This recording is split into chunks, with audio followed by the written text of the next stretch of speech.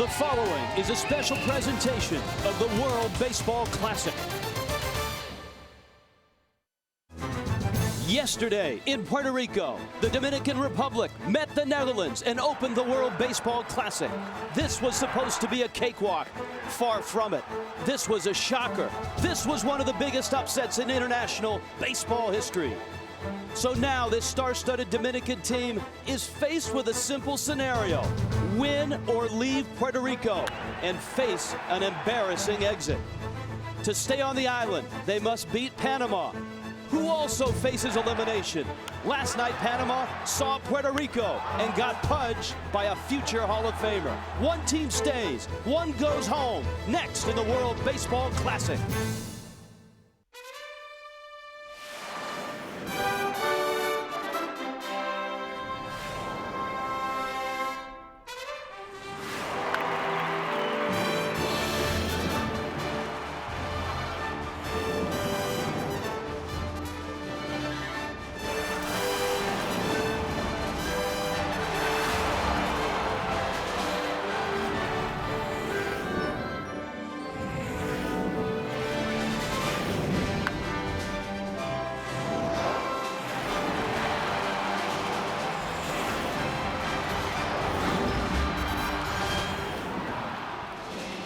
Welcome to San Juan in Puerto Rico. The World Baseball Classic, Panama and the Dominican Republic. Yesterday, everybody was all smiles, opening ceremonies. That's over. This is an elimination game. The Dominican Republic and Panama. Tomorrow night, it's Puerto Rico and the Netherlands. Hi, everybody. Rich Waltz along with Jim Cott. Welcome back to Puerto Rico. Let's start with Panama. I know Hector Lopez is hoping that his ball club shows a little more energy tonight. Of the four teams yesterday, they were flat. They showed very little energy. I think one big reason for that is they depend so much on one hitter, and that's Carlos Lee. He did not have a good night last night. He did have a couple of opportunities to get Panama on the board. I think one big blow from him early today could kickstart this Panama team and make it a little different. There's a pop-up in foul territory that Pudge puts away. And then he came up later in the game with a couple of men on and had an opportunity and grounded feebly back to the pitcher. They need more production from him. All right, now let's focus our attention across the diamond on the Dominican Republic. Felipe Alou, before this started, said, you know, I've got so many shortstops. I can rest Jose Reyes. I can play Hanley Ramirez. That's over as well. Reyes is in the lineup, and he's leading off. Well, he is, and yesterday this team was animated before the game. A lot of low fives, high fives. Once the game started, they failed to play. They didn't pitch well. They didn't field well. They didn't hit well with men on base. So today, what they're going to try to do differently, and I don't know why they have both of these shortstops on this team, but Jose Reyes will get the start today. Try to provide a little energy. In addition to those numbers, he's a great base stealing threat. A very different feeling in the locker room for the Dominican Republic. The immediacy of this game. The possibility of national embarrassment were they to lose this one and have to go home early. Panama and the Dominican Republic. One stays, one goes home in the World Baseball Classic from San Juan. Vamos, Panama! Panama! Woo!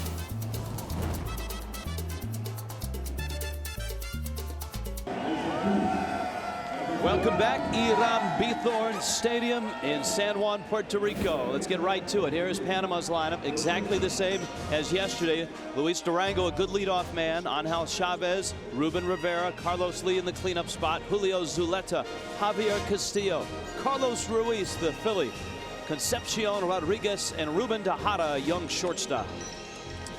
And when you look at Carlos Lee's numbers last night, we pointed out how much this team really depends on him. Last night he went 0 for 4, 3 runners left on, really didn't drive the ball at all, didn't have good at-bats.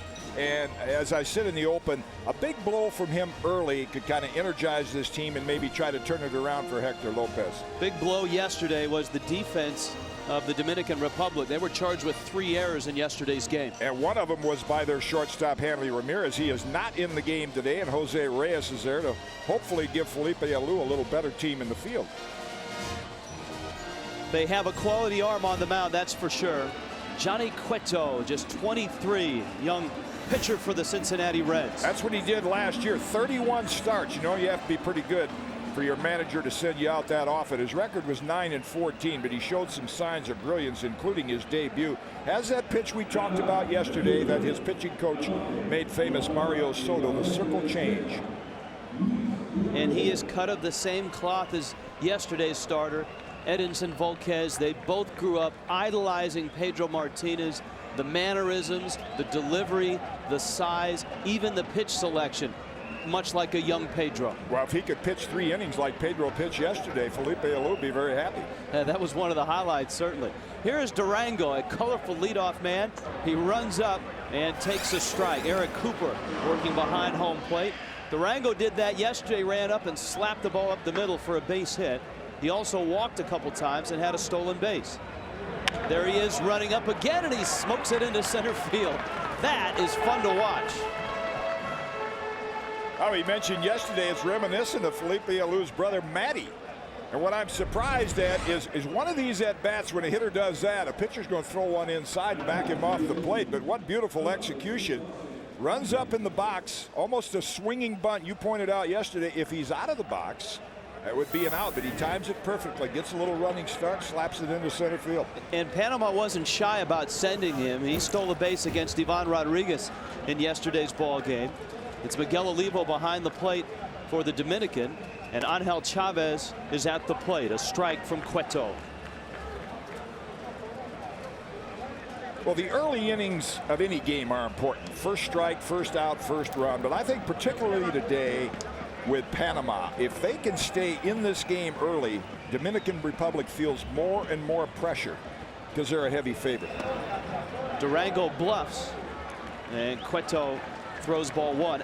I think that was so huge yesterday with the Netherlands. Getting off to a 3-run start in the first inning took a lot of pressure off that team, which was filled with youngsters, and really caught Felipe Alou's team on their heels. Durango was leaning, and he just gets in under the tag of Fernando Tatis. We saw Felipe Alou in your picture right there. There's the bluff move by Durango, and the sweep tag by Tatis just misses him. Felipe saying that this team really, they've only hit 1 home run in 4 games. They really haven't a lot of chance to work on the fundamental plays that he would with teams during the regular season. And he wasn't using that as an excuse, but I think as you look at the Dominican team, you see a lot of all-stars, but they haven't really come together as a cohesive unit. 1-2 to Angel Chavez, the second baseman for Panama, with speedy left fielder Luis Durango a foot on the turf away from first, and they thought he was running. Miguel Olivo has one of the strongest arms in the big leagues. The Kansas City Royals catcher. I never liked to pitch out as a pitcher. First of all, if I thought he was going, why not throw to first, waste a pitch? But the best time to steal is right after a pitch out. How many times do you see back-to-back pitch outs? So you may see him go here.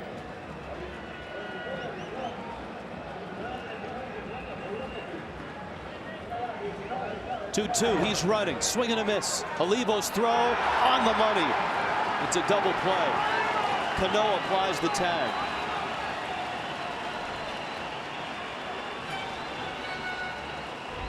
Perfect execution for the Dominican team. Good breaking pitch, and Olivo with a quick release. Durango with speed, but obviously didn't get as good a jump. He was out by a big margin.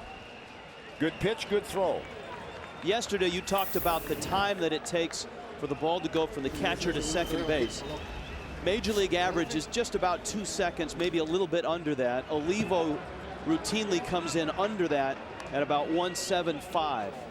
Yeah, if you want to put the numbers together, if the pitcher delivers the ball to the catcher in about a second or a 1.1, and with an arm like Olivo, they should never steal a base. But most bases are stolen off pitchers because it takes them a second and a half, even longer than that, to get the ball to the catcher. Catchers get blamed for it, but most bases are stolen off the pitcher. Ruben Rivera standing in.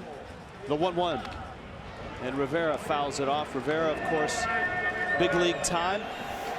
Parts of 9 seasons in the major leagues out of Chorrera, Panama, and played last year in the Mexican League. Johnny Cueto. That one squirts away. Cueto is from San Pedro de Macorís, It is one of the more famous baseball cities in all the world. It used to be known as the island of shortstops because shortstops originally started coming from that island. Now you've got some great names. Sammy Sosa, Alfonso Soriano, Luis Castillo. Back then it was Tony Fernandez, Rafael Ramirez, Mariano Duncan, and Rivera gets hit by Cueto's fastball. And he's on his way to first, and Panama has what they had yesterday, and that's a runner on base with their big bat coming up. Yeah, a little painful way to get on first base. You see Rivera with the elbow exposed and can't get it out of the way. It gets stung on the forearm, but it does give Carlos Lee another opportunity to come up with a man on base. Hector Lopez told us before the ball game, the Panama manager, that he thinks maybe Carlos Lee was trying to do too much yesterday, trying to carry this team.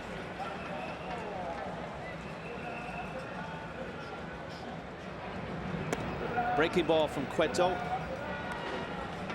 and it's 1-0.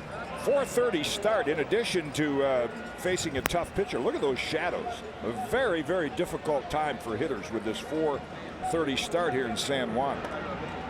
See, the ball comes out of the light into the shadow, and it is ideal for the pitcher.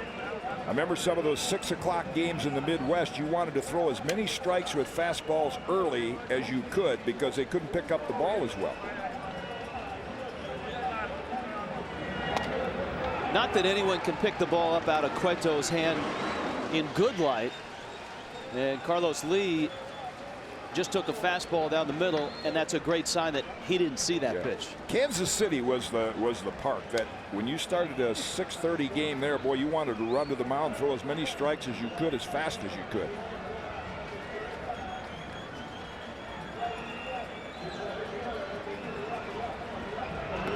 Cueto buries that breaking ball. Mentioned the comparison to Volquez, and Volquez said this guy's going to be the ace. He's got better stuff than I have. So that's the kind of potential he is. There's yesterday's starter who took the loss, 3 runs, unearned runs, because of the miscue in the first inning. So you've got 2 little Pedros on the same staff in Cincinnati. Maybe Walt Jocketty should pick up the phone and call the Pedro, and you could add the real Pedro and 2 little Pedros, and you'd have a great staff. They've already got Aaron Harang and Bronson Arroyo on that staff. Yeah, that's a good point, because even if Pedro didn't give that team as many starts, what an influence he could be on just the Volquez and Cueto, but on the rest of the pitchers as well. The 2-2. That was one of the themes yesterday, was audition day with former stars, Pedro Martinez and obviously Ivan Rodriguez, both passed the test.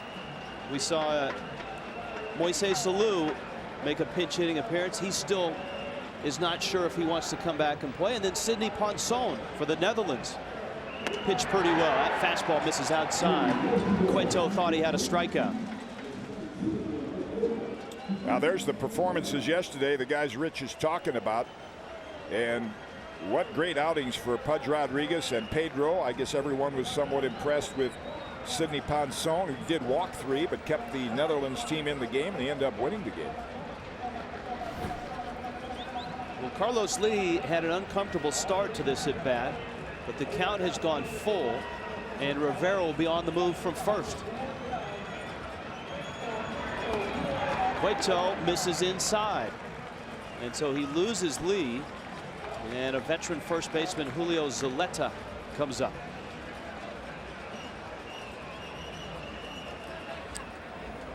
Hey, right now the catcher running out to the mound, Olivo, with Cueto a little spotty control here in the first inning. Oftentimes catchers will run out there, first of all, to tell them, hey, man on second, we're using a different sign. And the other thing is, if a guy's a notorious first pitch hitter.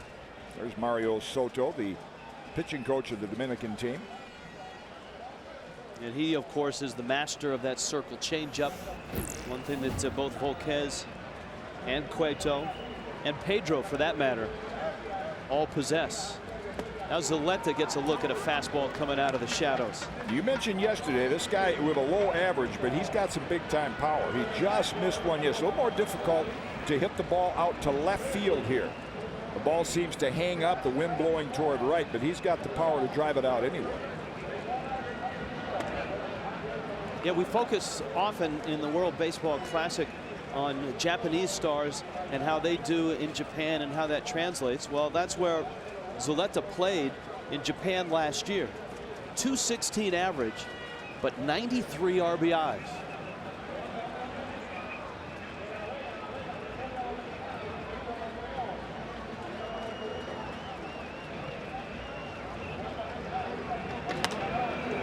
Yeah, Lou Piniella, and there again, Oliva, he spots something with Cueto. And again, I think we're seeing a little bit of the pressure that is on the Dominican team.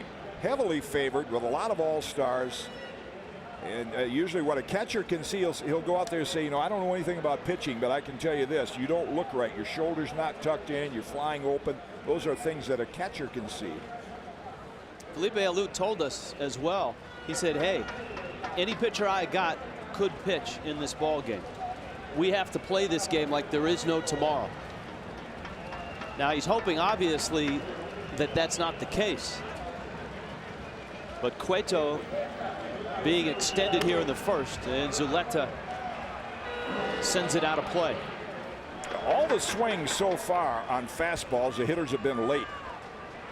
Another example there of the foul off to the right side, which gives you an indication that it is difficult to pick up the ball. So yeah, that pitch on the outside corner is Zuleta late. So you want to take advantage of that right now and throw your best fastball in the strike zone.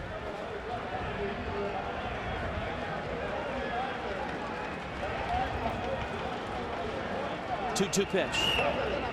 Down low. Well, missing with his breaking ball, already up to 30 pitches and just a little more than half of them in the strike zone. That's not really taking advantage of the conditions right now, which are favorable to the pitcher. If you can't see as a hitter, and you know Cueto hasn't been able to throw the slider or the changeup for a strike. 3-2 count, 2 outs. You're going to get something straight. Got him. Johnny Cueto took 31 pitches, but he sets down Panama here in the first. Elimination game in San Juan. The Dominicans lineup looks this way. Jose Reyes leads it off at short. Willie Taveras in center. Fernando Tatis is at first, which means Big Papi is the DH. Miguel Tejada at third. Robinson Cano at second. Jose Guillen out in right. Nelson Cruz in left. And Miguel Olivo will do the catching. And Felipe Alou hopes that this lineup produces more than 1 for 11 with runners in scoring position. Ramiro Mendoza delivers to Jose Reyes. Reyes did not play, or did not start. He did appear as a pinch runner in yesterday's ball game, and he takes a breaking ball for a strike. It's 0-2.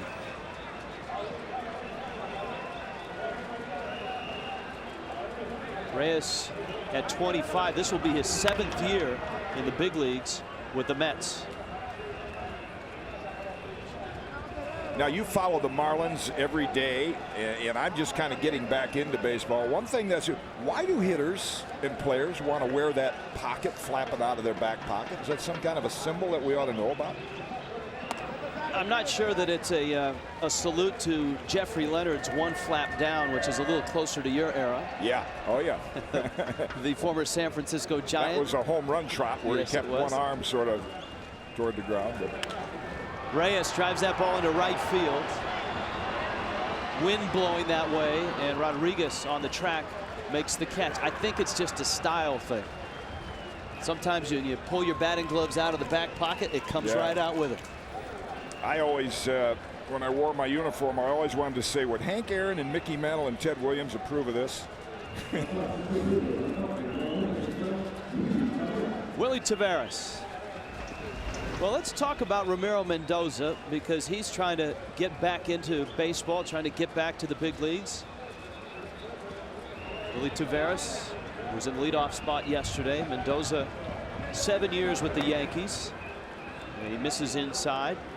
Ramiro Mendoza, those of you that followed the Yankees, those are his career numbers, but inside those numbers there's a lot more impressive things than that. There's 5 World Series rings inside those numbers. 4 with the Yankees, actually a part of the 2004 Red Sox, but the Yankees won those World Championships in the late 90s with good relief pitching. And this was the guy that set up Mariano Rivera, his countryman, when Mariano was a setup man. Pitched the 7th and 8th, got a lot of big outs in the 6th, occasionally some in the 7th. Sinker, changeup, a lot of movement on the ball. He gets a ground ball. Chavez.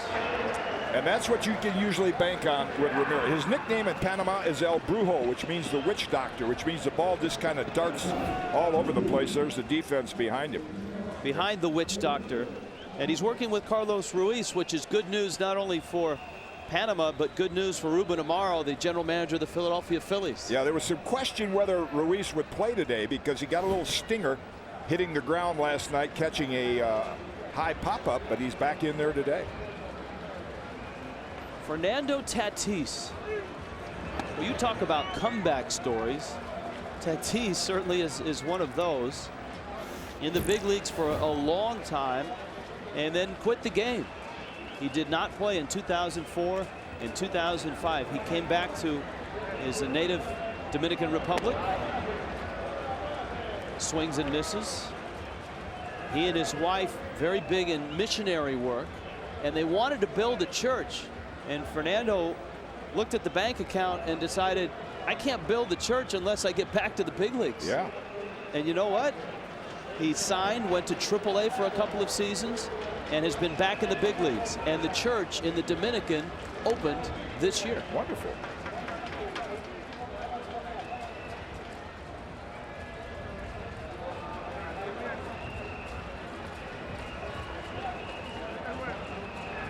Breaking ball, ground ball.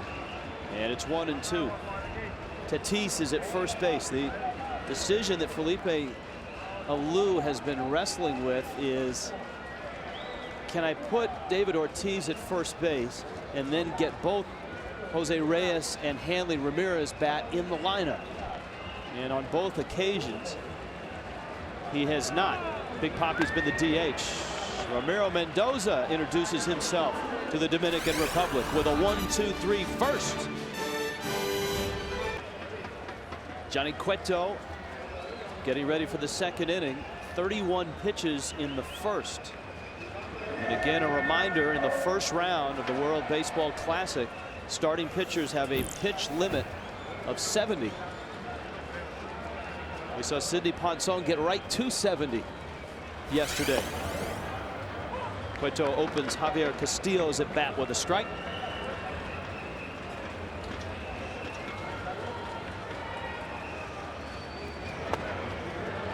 That's at the knees. And if you pitch a complete game, which is a rarity these days, and how they came up with these numbers, I don't know exactly, but you always thought 13, 14 pitches was a normal inning. Maybe you give up a hit or a walk and a few foul balls, and then in 9 innings you'd throw maybe 115, 120 pitches. But so that gives you an idea. With 30, that's almost 2 innings worth right there. And with the 70 pitch limit, that means he wouldn't be around much longer. Driven down the line, that's a fair ball, and into the corner it goes. Castillo around first. Guillen picks it up, and Panama has a leadoff double from Javier Castillo.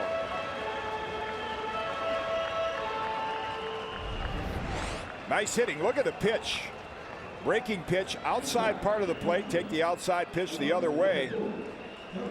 Again, the breaking pitch early in the game, I think a big favor throwing to these hitters, as difficult as it is to see. And gets that inside the right field line for a leadoff double. Now let's see if Panama can construct a run here with the leadoff double. You've got a veteran major league bat at the plate in Carlos Ruiz. He'll either be bunting or trying to push that runner to third and hit a ball to the right side, and he fouls that one back. Umpires from all over the world. Eric Cooper from the United States. Luis Ramirez, who had a big call in yesterday's game, and a good call from Mexico. Larry Vanover from the United States and Corey Davis from Canada. There's Ruiz, who smokes one down the line. Tatis gets to the bag just in time. And Luis Ramirez, the first base umpire, had a difficult call. Carlos Ruiz did exactly what he wanted to do. Boy, that's great play coming off the fast turf, difficult to pick up, knocked it down. And then with Cueto not getting over to first base, it appears that Cueto might have either jammed a foot or pulled a muscle. Tatis with the presence of mind to tag the base with his glove. And right there, I don't know if Cueto came up limping a little bit, whether it's the collision with Tatis or just getting over to first base.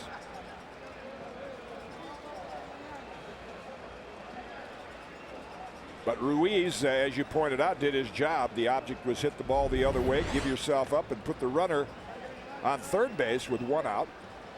So a productive out. See, Cueto with a late start. A late start getting off the mound, not good reaction.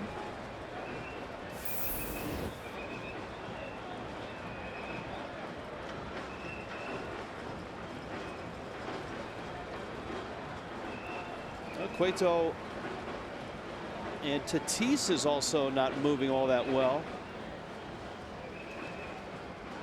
Well, it wasn't a hard collision, but sometimes, like in Cueto's case, he didn't get a good jump off the mound. And then all of a sudden you want to make up for it. You take a couple of quick steps. See, right there, you don't even see him in your picture yet. And now he tries to sprint over there, and sometimes a little late start, and then you stop suddenly. You come up with a strained hamstring. Let's see right there. He ought to be running to first base right now. And that's a little too late. And Tatis bailed him out with an alert play. Well, there's the little collision.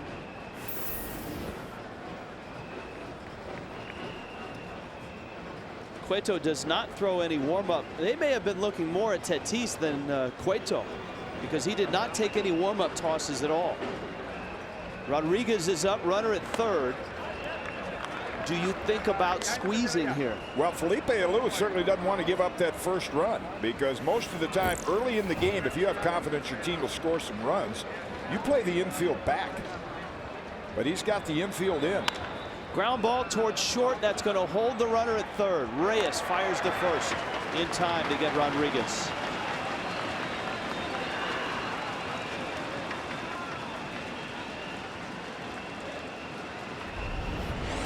Well, typical of Panama so far, they've been able to get some base runners on, but not productive, and Reyes positioned perfectly. Throws out Rodriguez. So Ruben Tejada, the shortstop and the number 9 hitter, all of 19 years old, comes to the plate. And Cueto, if he can get this out, will get out of the inning. Ground ball to second. Cano. Cueto escapes. He's all right. The Dominican and Panama scoreless. In San Juan, scoreless. Panama and the Dominican Republic. This is an elimination game. Loser goes home. Winner stays alive. Big Papi climbs in with Miguel Tejada and Robinson Cano right behind him. And Ramiro Mendoza misses outside with a breaking ball. You can usually say that time after time when you see David Ortiz. He's on top of the plate. They want to keep the ball away from him, prevent him from pulling it, and most of the pitches are outside. Pulls that ground ball. Zuleta steps on the bag. Boy, that's ideal. Good, what pitchers would call a backdoor breaking ball. That means it came over the outside corner, and you got Ortiz to try to pull it. When you chart Ramiro Mendoza's games, if he's pitching well, say today he pitches 5 innings, 15 outs, 12 of them are going to be ground ball outs. Iran Bithorn Stadium, 404 to straightaway center. Ivan Rodriguez made it look small last night, 375 in the gaps. Jim Cott usually likes to convert from feet to meters. Yeah. I like to have more feet as a pitcher. Get about 350 out there down the line. I always like to pitch at Yellowstone. A strike to Miguel Tejada.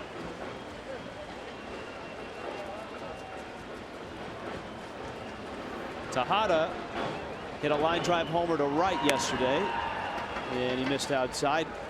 Your favorite park to pitch in your major league career? Comiskey Park. Well, favorite from a pitcher's standpoint. I love pitching at Fenway Park, Wrigley Field, great old ballparks, but Comiskey was a nice pitcher's ballpark.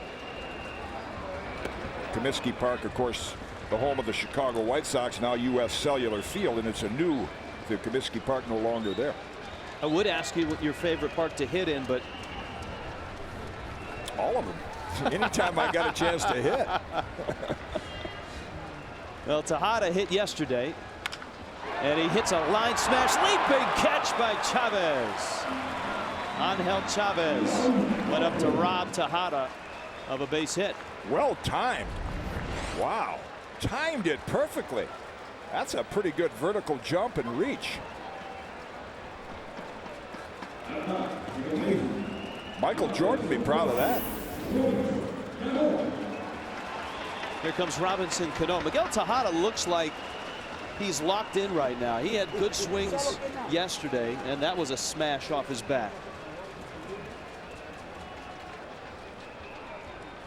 Cano was 1 for 5 in yesterday's game, and Mendoza drops in a breaking ball for a strike. Yankees second baseman. He also from San Pedro de Macorís.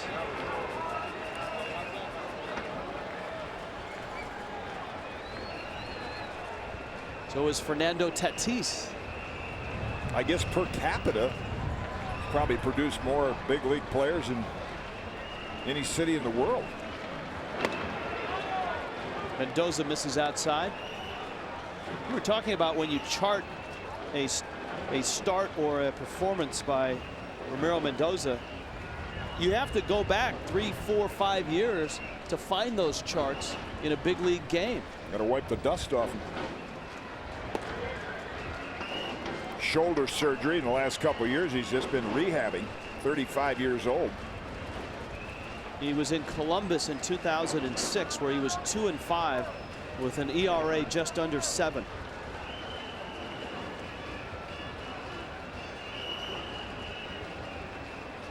Here's his 2-2.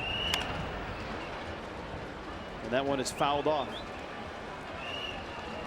You talked about Mendoza and I guess one of the unsung heroes in all of baseball is that middle reliever, the guy that makes 60 to 75 appearances a year.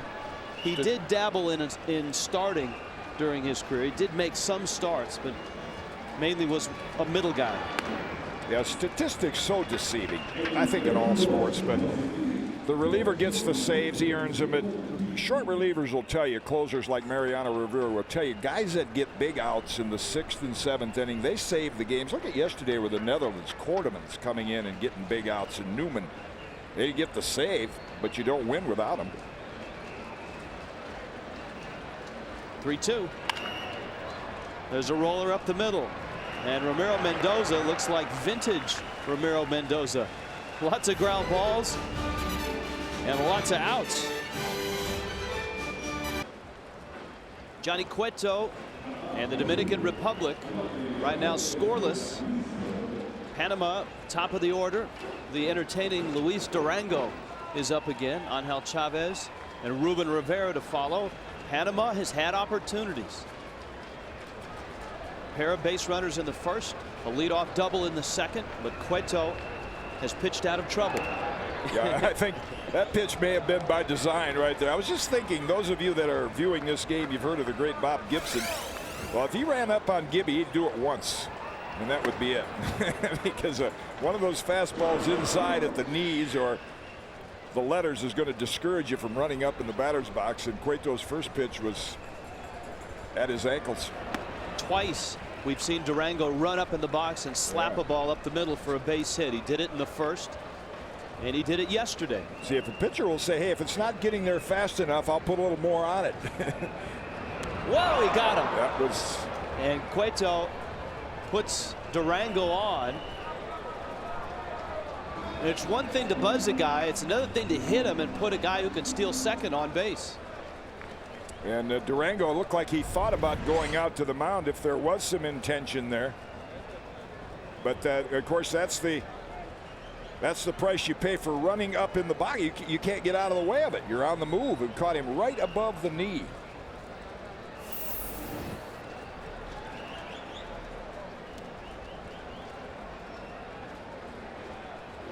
Well, Panama can ill afford to lose this guy. Panama has not scored a run, but Durango has been on base an awful lot. He walked twice yesterday, had a base hit, had a stolen base. He's been on base twice tonight. Yeah, and the reason for this, if you missed his hit in the first inning and you missed the hit yesterday, this is part of his game plan. But from a pitcher standpoint, you're saying, hey, I don't like it when guys run up in the box like this. If it's not getting there fast enough, I'll put a little extra. That was the base hit in the first inning. And in this at bat, Cueto threw one inside that missed, and then he runs up, and there's no way you're going to get out of the way of that one. Catches him right above the knee. Well, we'll see how that affects his ability to try steal second base. Would Gibson had hit him in the knee? Don't know that. But it would have been somewhere. Angel Chavez. And I know it's a more civil, gentler game, but these are the games that go on between pitchers and hitters. Pitchers feel that that's taking a little unfair advantage running up in the box. Throw to first. Now Durango was thrown out trying to steal second base in a strike him out, throw him out double play with Chavez at the plate in the first.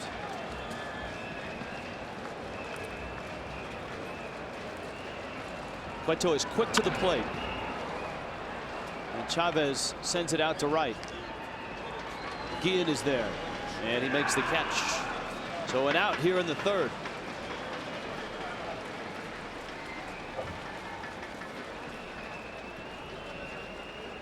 And Durango still waiting at first base. Now Ruben Rivera and Carlos Lee to follow. We're talking about the speed he has, but see, he doesn't really get a base stealer's lead. If you're going to get a lead, you want that. You want both feet or at least 1 foot out on the turf outside of that cutout. He has both of them on the dirt.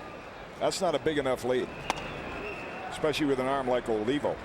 You gotta have some arrogance to be a good base stealer. Ricky Henderson had it, Lou Brock, Joe Morgan.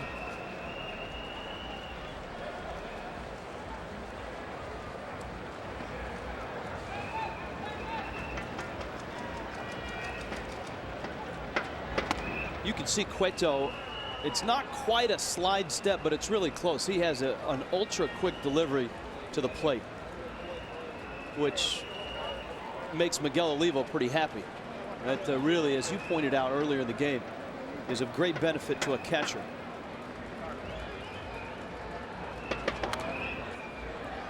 Rivera fouls it back. This is what Rich is talking about. Watch how Cueto will pick that foot up quickly.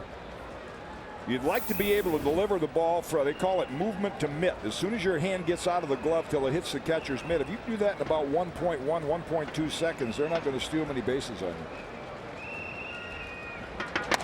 you. Rivera takes high, and it's 2-2. The Dominican Republic, many feel a favorite, not only here in this pool, but in the entire World Baseball Classic.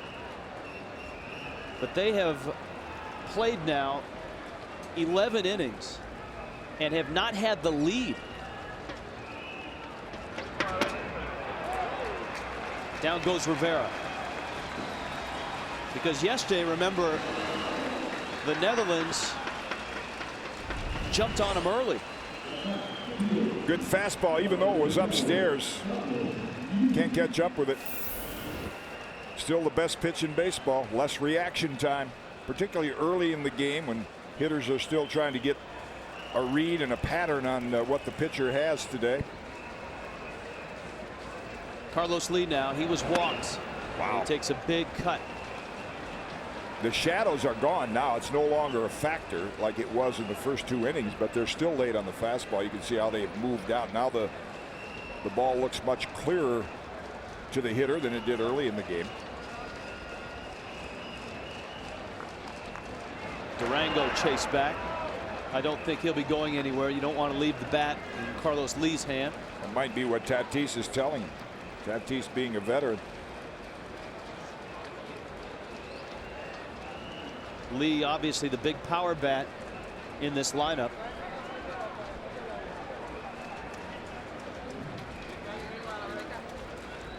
Cueto had a rough first inning.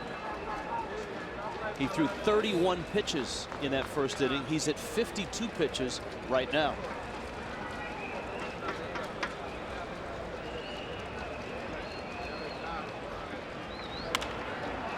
Lee in the air. Cano backing up, makes the catch. Johnny Cueto gets through the third. We are still scoreless in San Juan. Panama and the Dominican Republic, scoreless elimination game. And a guy that has dusted off his old stuff, Ramiro Mendoza, has looked good. 2 scoreless innings. He gets the bottom third of the Dominican order. Jose Guillen, Nelson Cruz, and Miguel Olivo.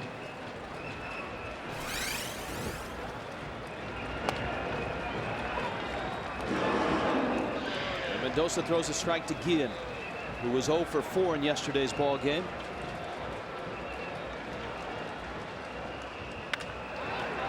Got jammed. Tejada. And he's safe. Ball in the dirt. So Guillen is aboard. An error on the shortstop, Ruben Tejada. Yeah, nice pick by Tejada because it was in between third and short. He was a little bit screened. And I think in his urgency to hustle or to get the throw over there in a hurry, didn't get it up in the throwing position quite quickly enough. Nice attempt on the other end by Zoleta to make the pick. He did block it and keep Guillen from getting to second base. Brings up Nelson Cruz.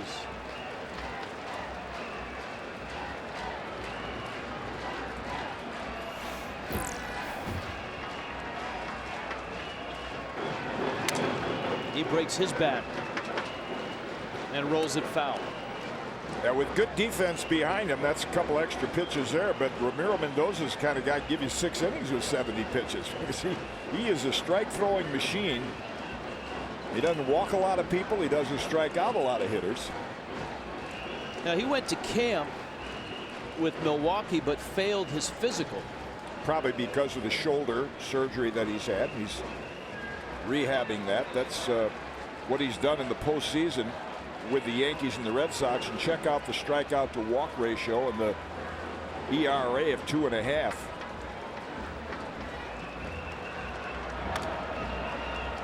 You mentioned his overall numbers and how hidden inside there was the real worth of him, and I think those postseason numbers bear that out.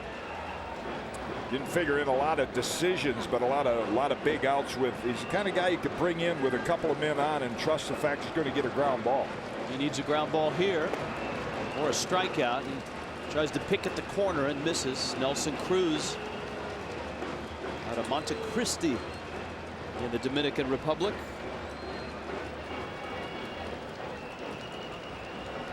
Jose Guillen's at first.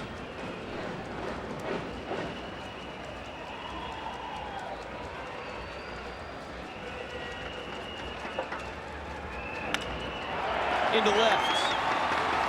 Durango picks it up. Guillen will hold. Throw behind him. Guillen is safe. Almost a huge mistake by Jose Guillen.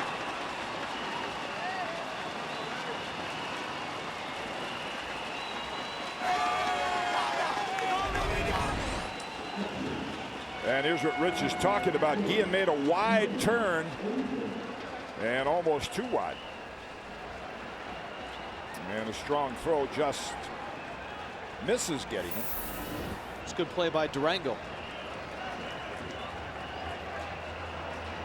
Now Miguel Olivo with runners at first and second. And nobody out. Carlos Ruiz is out to the mound. Olivo is the number 9 hitter. You've got Reyes and then Taveras behind him. It's interesting with what we're seeing here first and second. Now I'll leave up because we're talking to Felipe Lou, and I didn't realize this. You see all the all-stars. You think, well, these guys are power hitters. He said, we really depend more on our legs and base hits to score runs other than Big Papi. Olivo drops down a nice bunt. Mendoza makes the throw to first. And Miguel Olivo executes nicely. This sets up for Jose Reyes with runners at second and at third.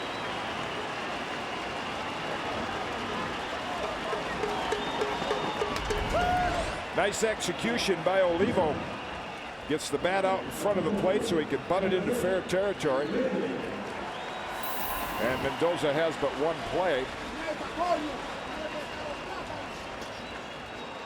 Now Reyes. Well, Hector Lopez is going to play his infield back a bit with one out on the right side. I thought he might be a little more shallow. Well, now Lopez trying to get the attention of his infield. Because Mendoza's a ground ball pitcher. He's a ground ball pitcher, and you don't want that first run to score. So a ground ball to second, they're giving him a run.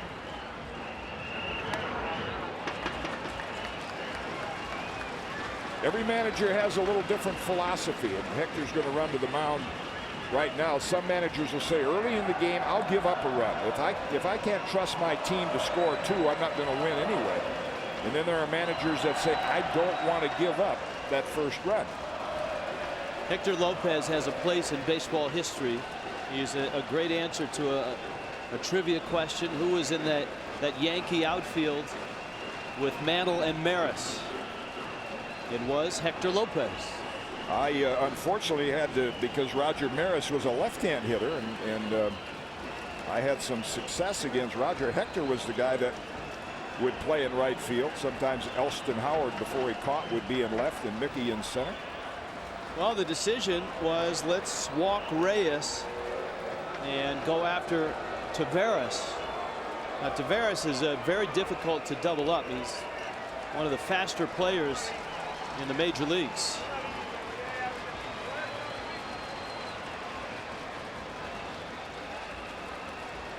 I think what Hector is planning on, this turf is pretty fast. It plays fast. They'll play the infield halfway. Halfway means you don't play all the way back toward the white line. You don't play all the way in toward the front lines. Just kind of halfway, and figure the ball's hit crisply enough. The decision is, do you go for the conventional double play, short to second to first, or go home? Mendoza. Fastball that misses in. Well, it was smooth sailing until things opened. Jose Guillen reaching on an error. Nelson Cruz singled. Reyes intentionally walked. Chopper to third. Bad hop, and it rolls out towards short. And the Dominican Republic is on the board. They have their first lead of the World Baseball Classic.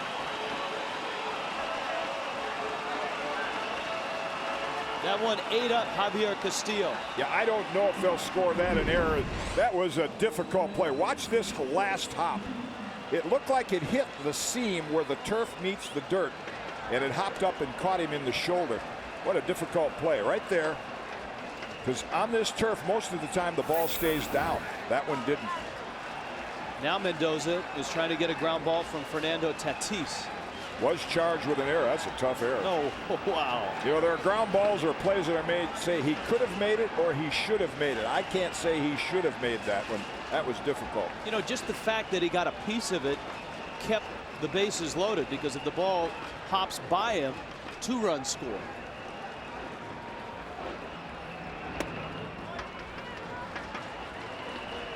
Mendoza misses inside.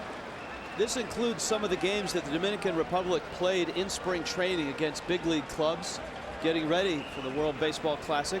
And this is exactly what Felipe Alou was talking about when he told you about this team needs to create runs with their legs, with their speed.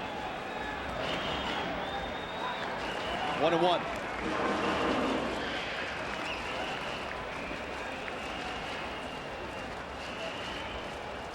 Be a huge double play right here to keep Panama in the game, because if they don't get it, they're going to have to pitch to Big Papi with men on base.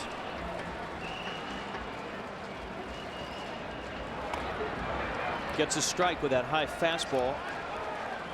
He struck Tatis out back in the first. That the only strikeout of the game for Ramiro Mendoza, who starts for his native Panama. He's from Los Santos, Panama.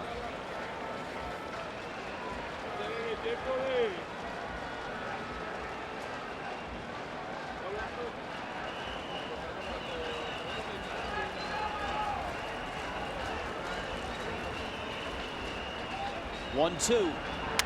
Broken bat, back to the mound, and the ball goes off of Mendoza's glove. He doesn't get the out. He had to jump over the broken bat, and it's 2-0.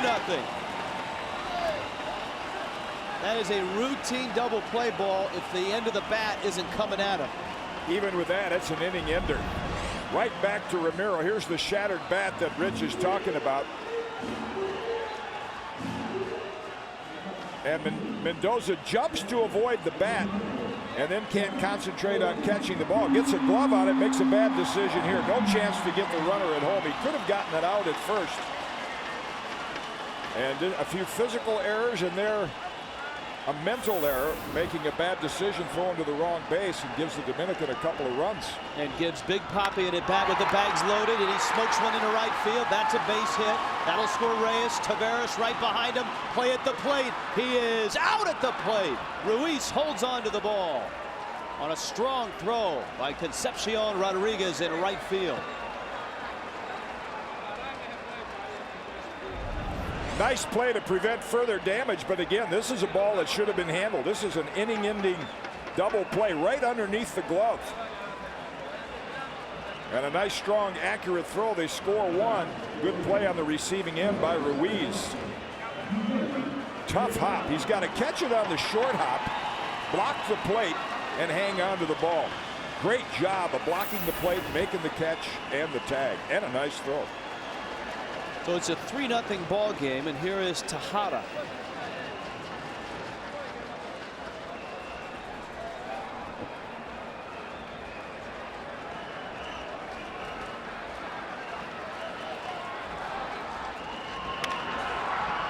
A drive to right, and it's out of play. And you would think that might be the cushion.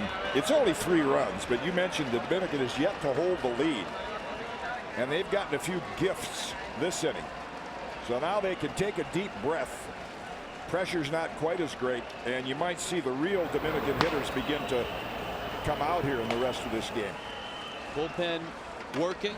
Tejada fouls it at the plate. 47 pitches total for Mendoza, but I don't think it's so much about pitch count right now, as Hector Lopez doesn't like what he sees.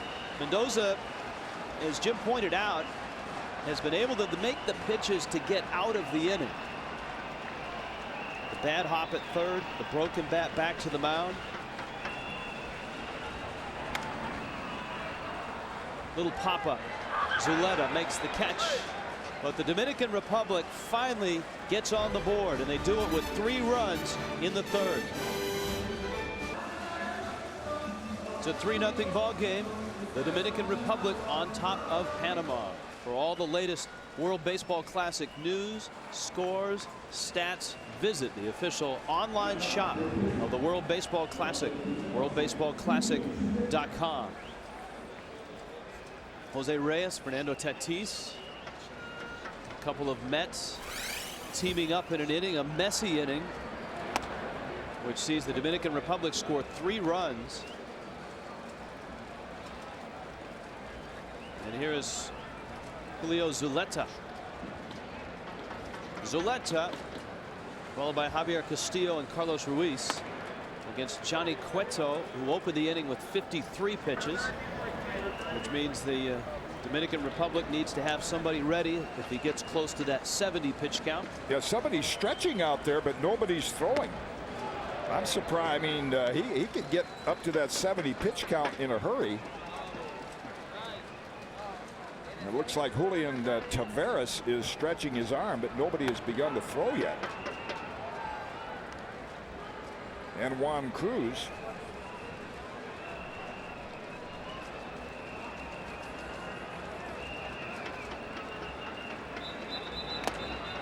Zuleta swings and misses. Cueto wobbled early, but he has found his stuff.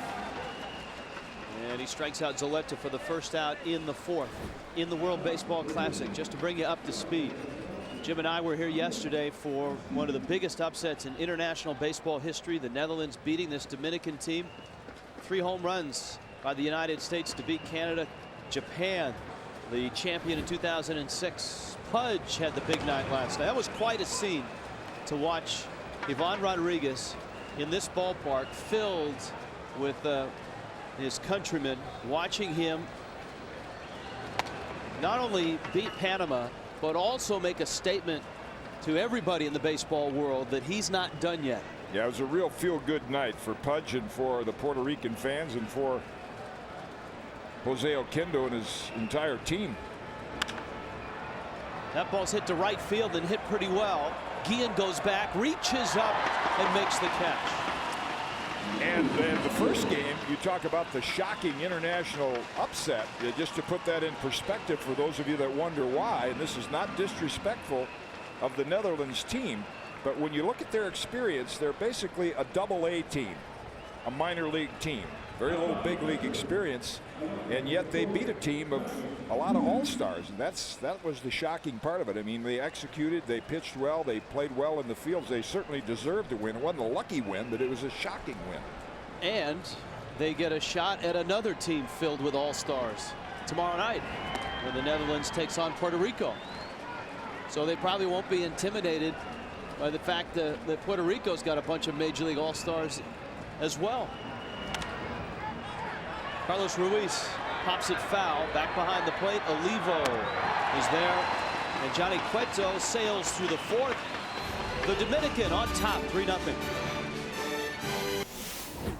This was yesterday in San Juan. The Dominican, huge favorites, star-studded team. Netherlands puts 3 on the board early on the air by Hanley Ramirez. Miguel Tejada gets the Dominican on the board.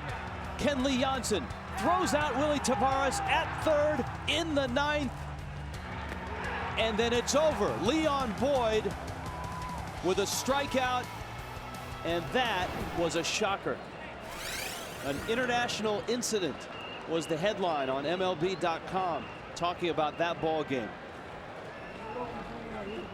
Pedro Martinez, Moises Alou, and the rest of the Dominican Republic team with a very different attitude around the batting cage leading into this game than yesterday when they lined up to face the Netherlands.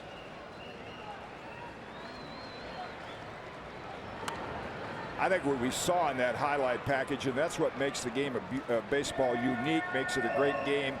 It doesn't go side to side like basketball, football. You never know where the ball's going to go, but there's those subtle little things not in the stats that determine who wins and who loses. And that play that we'll see again from the Netherlands catcher, Kenley Jansen, a couple things happened there. You know, number one, Tavares was on his own. You never steal third base with 1 out unless you can make it without sliding. And he did that on his own. That was one of those little mental mistakes. Robinson Cano rolls one into right field for a base hit. No, that won't show up in the box score, but it was a mental mistake on the part of Tavares. Again, Mendoza gets a ground ball. He got a lot of ground balls last inning. Panama gave the Dominican team 4 extra outs. The only thing you can do if you're a sinker ball pitcher is keep it down, make them hit it on the ground. Eventually they'll hit one at somebody and you'll get a double play. Here is Guillen. Well, so many things went into that play. In the bottom of the 9th, the tying run at second, Tavares thrown out. The fact that Felipe Alou had pinch run for David Ortiz in the 7th inning meant that Ortiz was no longer in the lineup.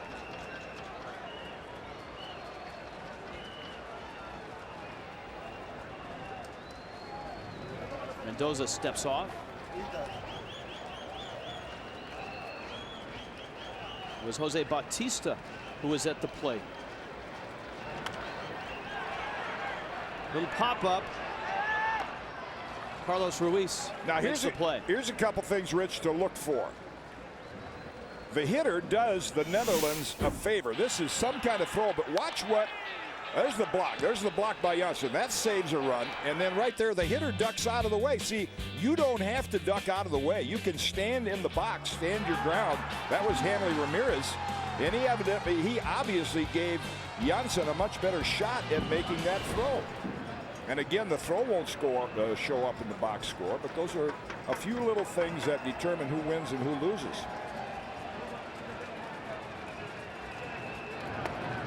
And your point is a good one, because when something like that happens, baseball fans all over, whether they're astute baseball fans or just casual baseball fans, immediately say, what was the manager thinking? Yeah. Well, I checked that today, and I felt like I knew the answer, because I know Felipe and Alfredo Griffin, and Taveras is an experienced big league player, but when you're in scoring position at second base, there's no need to try to steal third unless you can make it easily, and he couldn't. And again, the other play there that Janssen made, which was just a remarkable play, is using his 6'3" frame to save what would have been a wild pitch. Catchers get blamed for base giving up stolen bases. They don't get enough credit, or there is no stat to show how many pitches like that they block, that they keep base runners from advancing.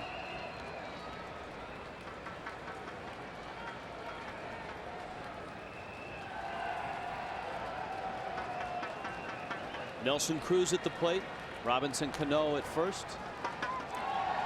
And what Felipe Alou was thinking was, where in the heck is Willie Taveras going? Taveras running on his own.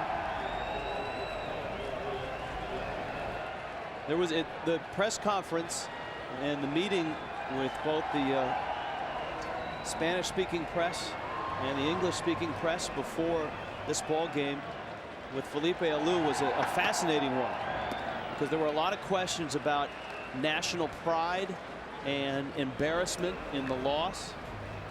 And Felipe Alou said, hey, that's okay. That's why they call it the Republic of Baseball. That's all part of being from the Dominican Republic.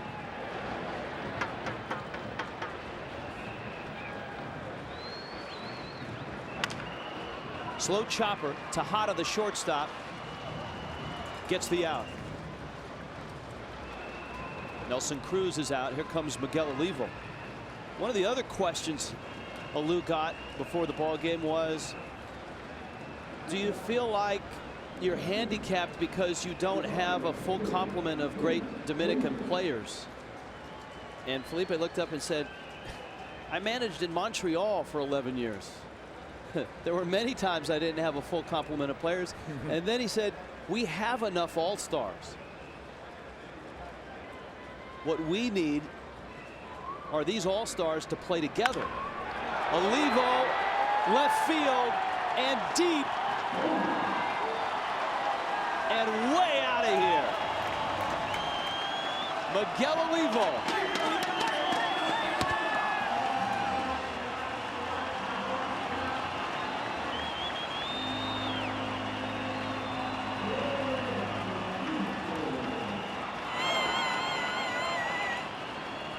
The Kansas City Royal catcher with a big home run. Sinker ball pitchers cannot be successful up above the belt, and that was one of those rare high pitches that Mendoza has thrown today. He's got a lot of ground balls, and Olivo took advantage of it. Reyes sends one out into center. Rivera runs it down, but the Dominican Republic is rolling now. They got 3 in the third. They had 2 here in the fourth. A big swing from their catcher, Miguel Olivo.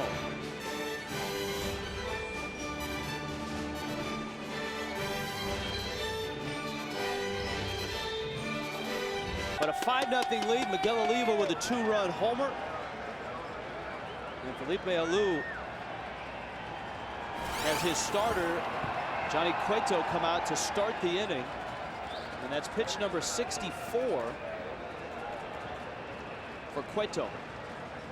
Going to try to get one more out of Cueto before he goes to the bullpen.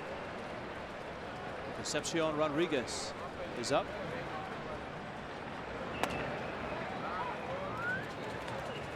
A fastball for a strike. Rodriguez bounced out back in the second.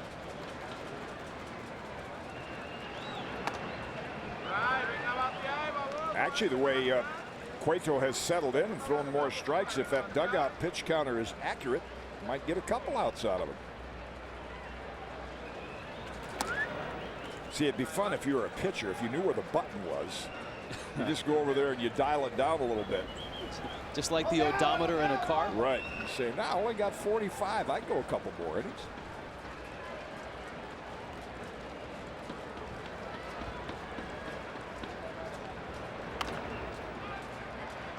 Rodriguez fouls it back. But I can sure see what his teammate Edinson Valdez means when he says Johnny Cueto could be the ace. He has got electric stuff. He's got a great fastball. Live fastball. I'm telling you, all the Reds need to do is sign Pedro. They'd have all three Pedros.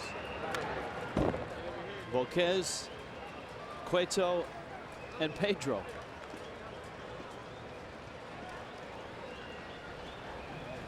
He certainly made a statement last night.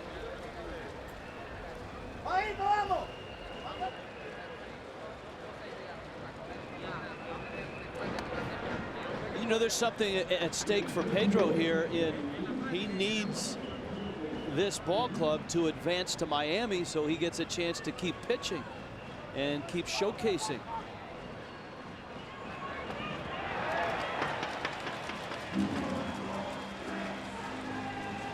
Cueto with a fastball for a strikeout.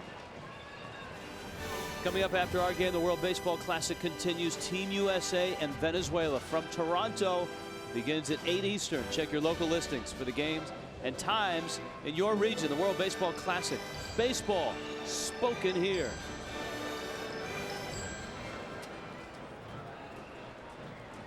Even Felipe Alou was talking about that matchup of Team USA and Team Canada.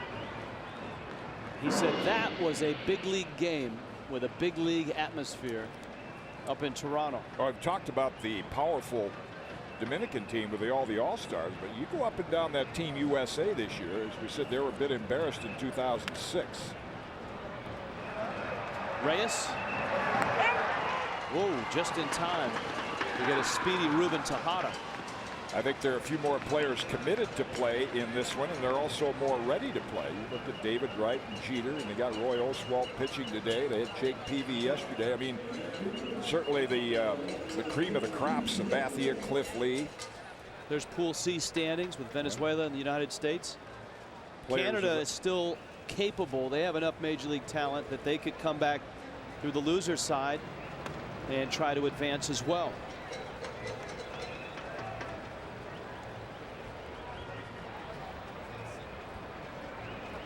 Here's Durango. You know, you don't have the Cy Young Award winners, but you still have some top quality pitchers when you're looking at Peavy and Oswalt. So, and you mentioned Pedro. What's going to happen with the pitchers that have pitched in this pool? Other pools, the competition is going to get tougher. Durango just keeps getting on base. A conventional hit that time. He didn't run up in the box. And it looks like that'll do it for Johnny Cueto. Almost got 5 innings out of him.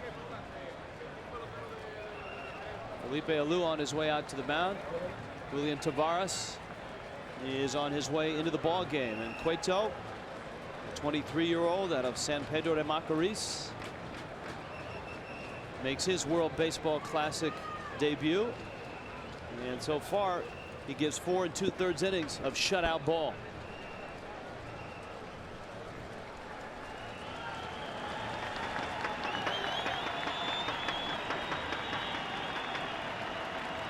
Johnny Cueto, the youngster, gives way to a veteran.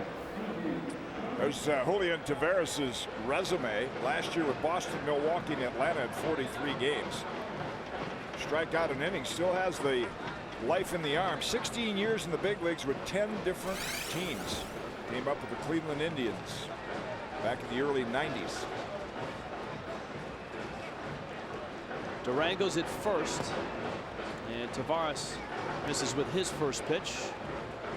Padre farmhand is Durango, and he really has shined in the 2 games here. He's a base stealing threat, but with a 5-0 lead, that essentially could turn the running game off, at least for now.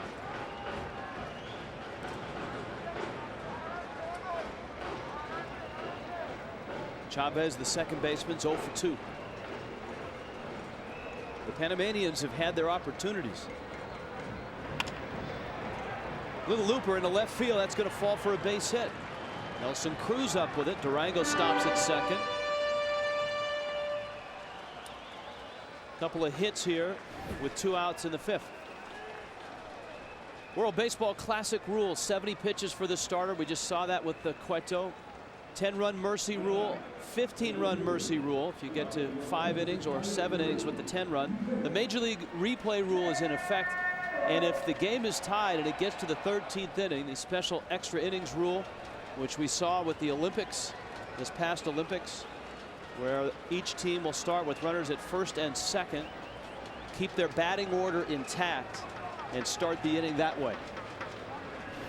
Both teams will get an at bat with runners at first and second and nobody out, and if it's still tied after 13, same thing happens in the 14th. Well, they haven't made it tough enough on pitchers, and now they're going to start with 2 runners on. Well, this is, I mean, that's designed to save you pitchers. No, it's designed to get the game over with. Well, that's what I mean. Yeah. So you don't have. Tell me what pitcher would like to start with 2 men on instead of nobody on. Well, would you rather pitch 5 innings and go into the 17th or 18th? That's the dilemma there. I would. Is if you're Felipe Alou and you've got pitch counts and you got guys to protect. I understand.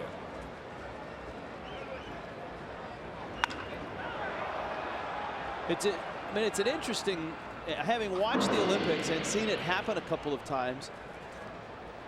If you're a manager, all of a sudden you're put in a spot where you've never been before, because it changes the whole complexion of the game, and it forces you almost to think about what you would do beforehand.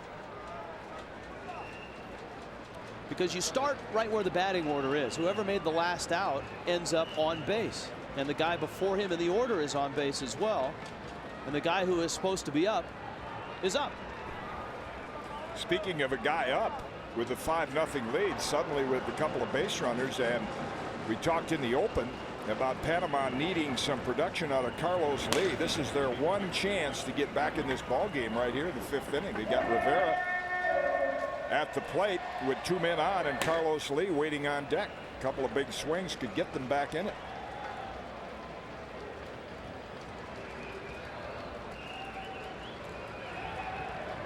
Ruben Rivera hits a ground ball. Tejada gets the out at second, and Tavares finishes off the Panamanians in the 5th. Felipe Alou's team suffering a huge upset yesterday, has bounced back a 5-0 lead over Panama in the bottom of the 5th. Panama has gone to their bullpen, and they bring out maybe the best arm they have. Manuel Corpus with the Colorado Rockies, a guy that can close and is an outstanding setup man as well.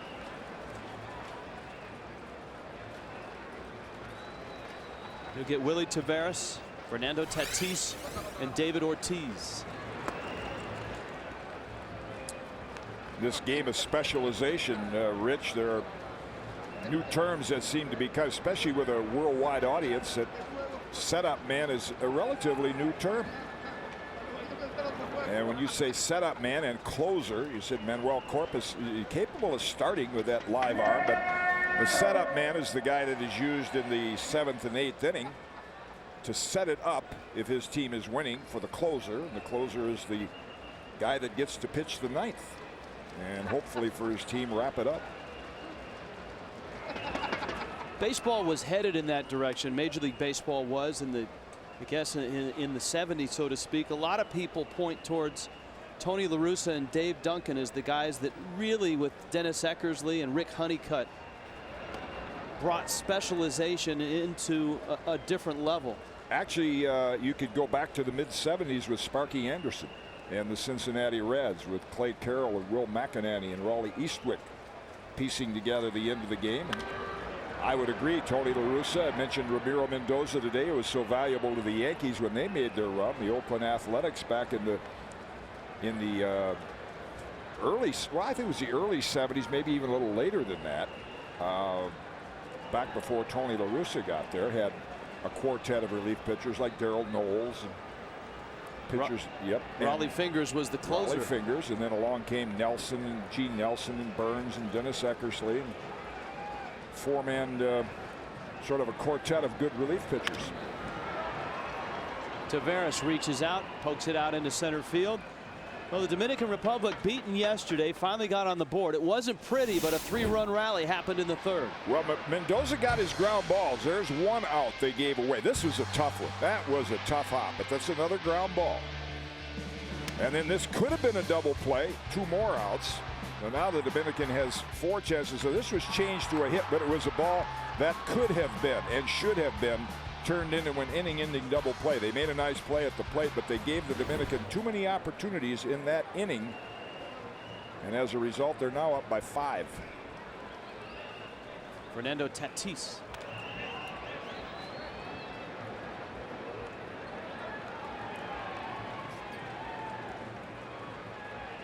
Tatis's fielder's choice, the broken bat hopper. He did get an RBI. There's a look from Iram Bithorn Stadium down right field.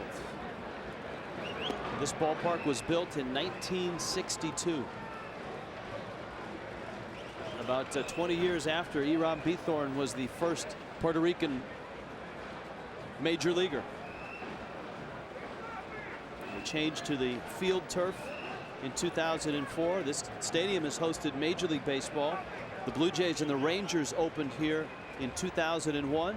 And of course, the Expos called this a part-time home, sort of a summer home in the season of 2003-2004, before eventually ending up in Washington, D.C.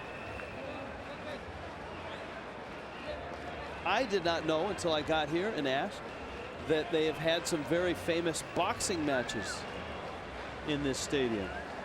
Roberto Duran, a title fight. Muhammad Ali, a title fight. Tatis is thrown out.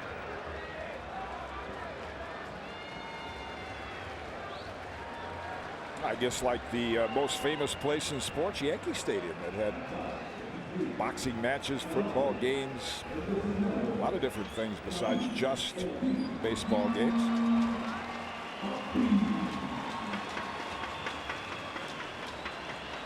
David Ortiz now has an RBI single and has bounced out.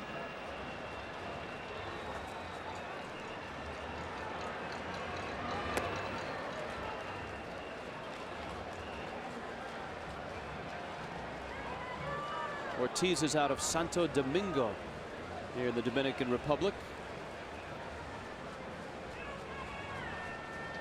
Corpus, first inning in relief, and he misses down low. The Rockies have acquired Houston Street and dealt Brian Fuentes, and so Corpus figures to either be sharing the closing duties, closing, or setting up.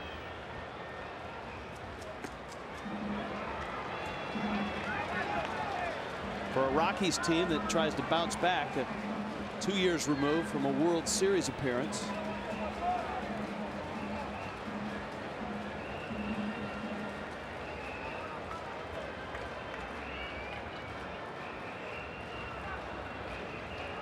Of course, the Rockies ran into that man and the Boston Red Sox.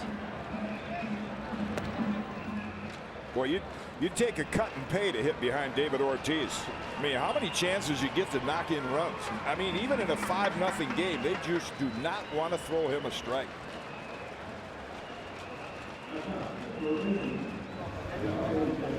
Pedro Martinez with his 3 innings. Had a chance to talk to Pedro this morning, and he talked about how comfortable he felt, just as if he were starting a game. And the way that things are going right now with the Dominican in the lead, probably be looking at game 4 if he were to come back. They would the Dominican team would come back on Tuesday and play the loser of tomorrow's game between Puerto Rico and the Netherlands. So let's see, that would give him Sunday, Monday, 2 days rest. I think with the pitch count rules, you have to have maybe an extra day's rest before he could come back.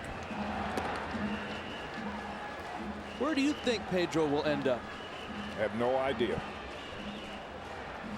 I think they're going to want to see him against better competition, maybe in the next round, say, or eventually where he gets to pitch against more major league hitters.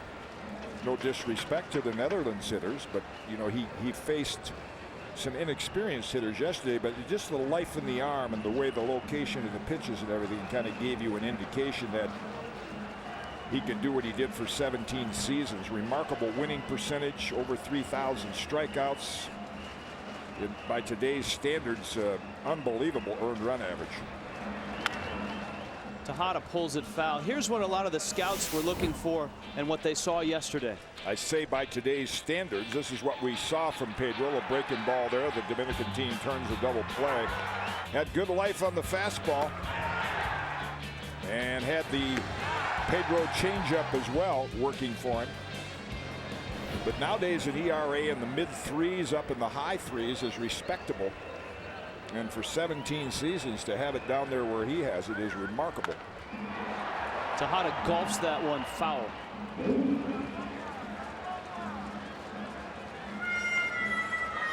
.40 pitches yesterday. If things go as planned for the Dominican Republic, they will play on Wednesday as well. They obviously have to win this game and then win on Tuesday and get themselves to Wednesday.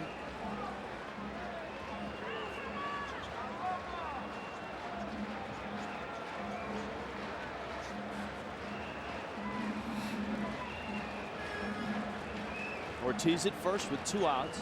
The 1-2. And Tejada goes after a Corpus breaking ball and strikes out. 5 innings in the books.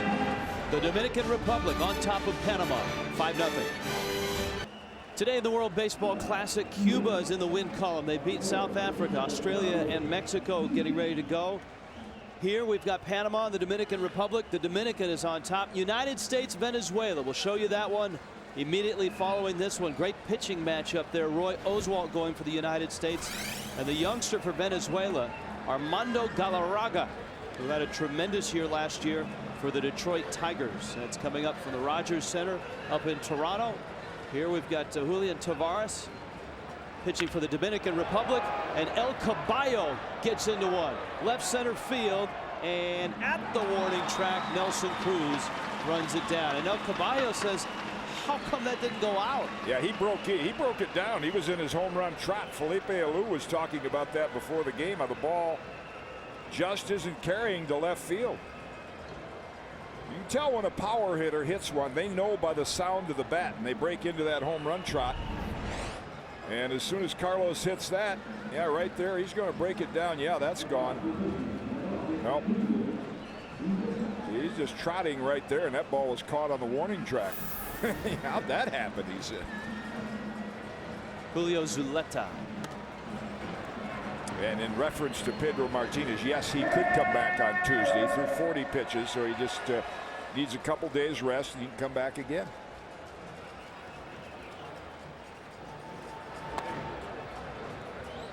That would be yet another test, because you mentioned, yeah, you want to see him against better competition, but you also want to see him pitch day, rest a few days, pitch another day, just to see how consistent he is. Well, I just want to see him pitch because as a fan, I like to watch him pitch. You know, he pitches the way that you wished everybody could. He knows what he wants to do, good location. We mentioned yesterday, a lot of scouts in the American League for years just filled out their scouting report by the way he pitched American League hitters. They said this is the way you ought to attack them. They take that back to their own clubs. Zuleta has struck out twice. Tavares in relief of Johnny Cueto. Panama's had base runners aplenty, but still no runs. Yeah, I think if Felipe Alou could get a couple more outs out of Tavares here, he has not had to go to his left-handers down the bullpen. He's got plenty of them. You see right there, Perez warming up. He's got J.C. Romero. He did use Marte for an inning, Damaso Marte. Still has right-hander Marmol, who would be the closer with the club. So he's got plenty of live arms down the bullpen.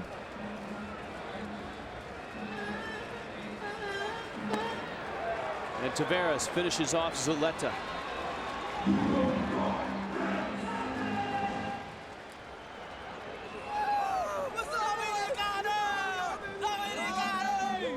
There were not a lot of smiling faces yesterday from the Dominican Republic. Let me check that with Romero being on Puerto Rico. It's Perez down there as well as Marmol.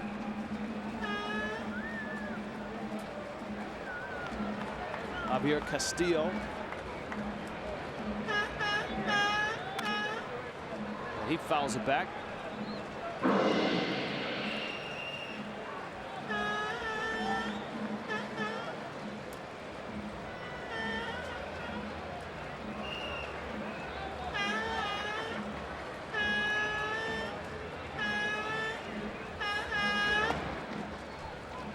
Panama is still looking for their first World Baseball Classic win. They were 0-3 in 2006.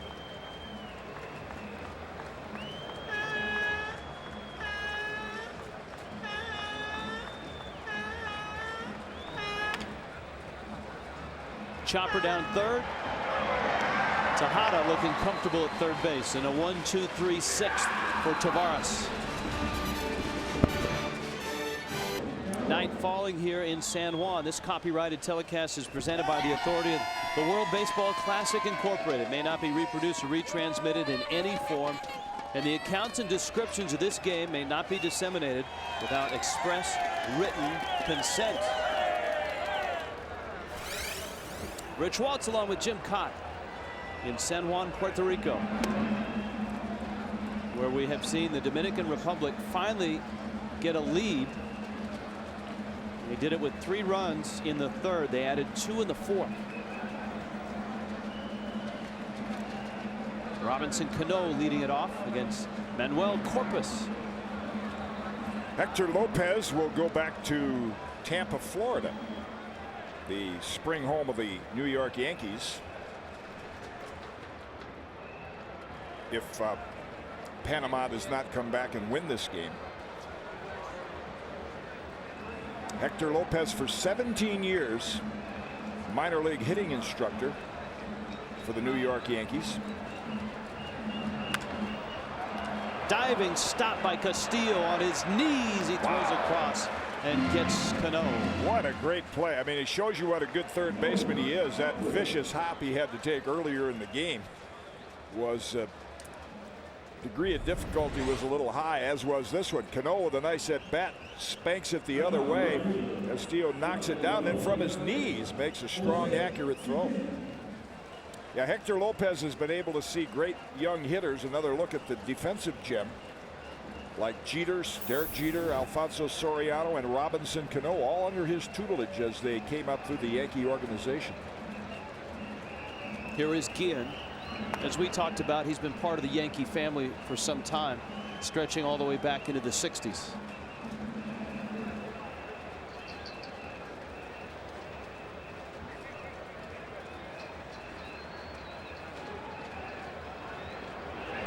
Corpus at the knees. Corpus probably the best arm out of the bullpen that Panama has, and that's the tough part. Last night they fell behind so early, it really didn't want to bring him into the game, and they fell behind here, and so Hector Lopez figures you might as well use him.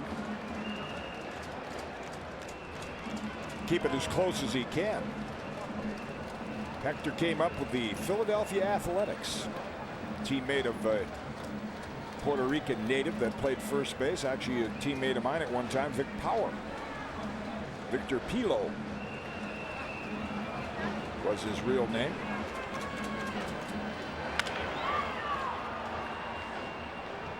Out into shallow center. Chavez is out and makes the catch, and Corpus is showing us why he's one of the better relievers in the National League. Couple of outs. Nelson Cruz is coming up. Vic Power, Rich, another example of how the game has changed when I think of that name. And you know, as a kid, when you play baseball, you're always taught use 2 hands, catch a ball with 2 hands, right? And everybody was taught that way, and everybody did it. Along came Vic Power, who had a little flash about him, and he caught everything one-handed. And the baseball term for a guy that's a showboat is a hot dog. They thought he was just kind of a hot dog, a showboat. And of course now everybody on pop-ups with the big gloves and everything catches it with one-handed. Vic Power, one of the first to do that. That one's kissed. Cruz deep and gone. Nelson Cruz with a bullet.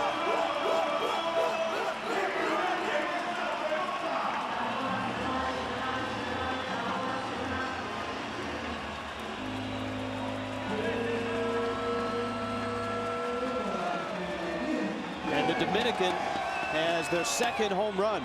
I have a feeling the bats are a little lighter in their hands after that 5-run lead. They were tight yesterday, but much more relaxed today. They get a 5-run cushion thanks to a few miscues by the Panama team back in the 3rd inning, and now they tack on another run.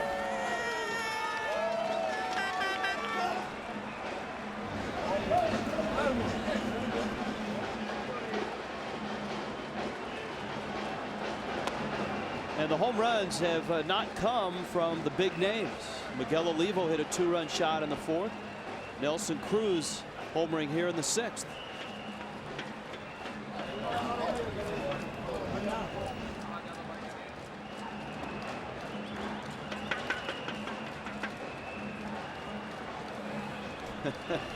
Olivo looking out at Corpus.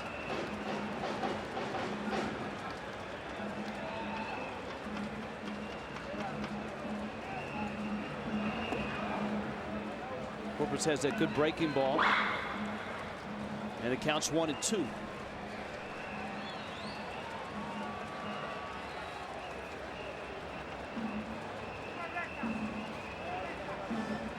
We saw long balls last night. Ivan Rodriguez hit a couple. Carlos Delgado home run.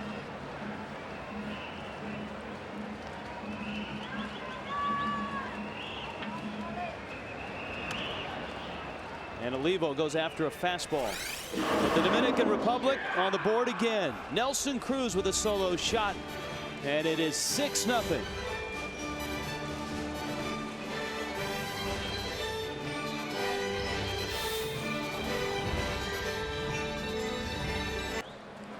Seventh inning arrives here in Puerto Rico. An elimination game, and the Dominican Republic never thought they'd be in this spot. Playing here on Sunday, but on top 6-0. Carlos Ruiz leads it off against Julian Tavares. Ruiz, who is 0 for 2.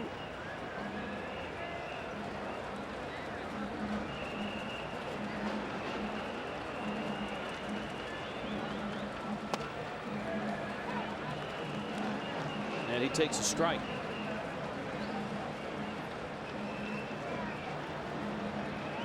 Next up in the Dominican rotation, Umbaldo Jimenez with a roller. Tavares had no chance. He was going to give it to Tejada and see if Tejada could do anything with it. And Ruiz legs out an infield single. That's like the one that won Game 3 of the World Series. Just to get you up to date on who has done what.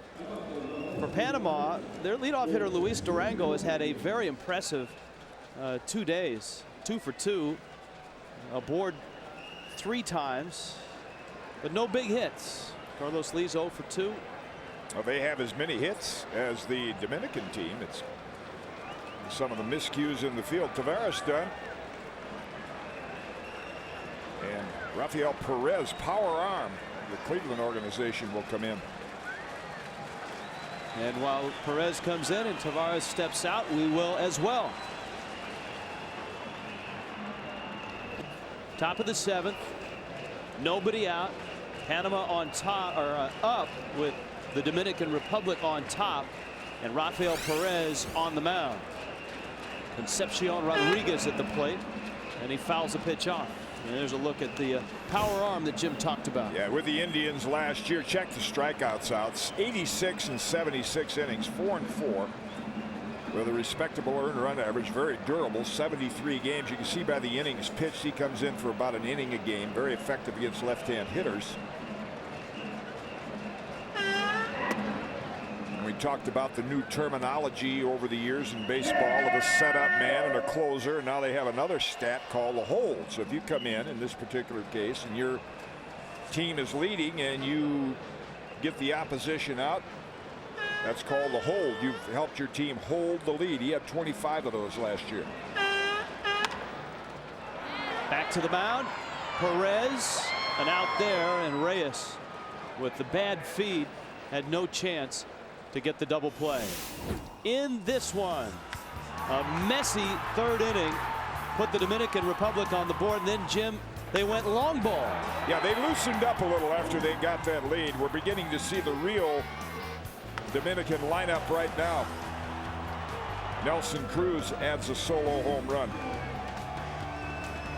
That after the Olivo 2-run shot, and yeah, you're right. You could just in watching the. Well, the personality of that team, they came out heavy favorites yesterday. They were very loose and animated in the usual handshakes, and all of a sudden they got shocked and knocked back on their heels. And today before the game, it was very quiet, very businesslike. And now they're playing like we would expect them to play. And they're more relaxed and looking ahead to their next game. Not that this was over yet, but they have a reasonable chance of looking ahead to the next game. Hector Lopez going to go to his bench. Earl Agnoli, a veteran at age 33, will pinch hit for Ruben Tejada. It will be interesting to see how the Netherlands reacts tomorrow. Having already slayed one giant, they get another one in Puerto Rico. Well, they're not going to be intimidated. We know that. They played the kind of game that Rod Delmonico, their coach, said, you know, they had to play to win. Didn't use the long ball, used good, excellent relief pitching, and they've got a starting pitcher coming tomorrow that you see a lot of, Rick Vandenherk. Pitches for the Florida Marlins. Bert Blyleven, their pitching coach, has worked a lot with Rick to try to help him improve, and we'll see what he's got against that tough Puerto Rico lineup. Ian Snell will get the ball for Puerto Rico against Vandenherk. Look out.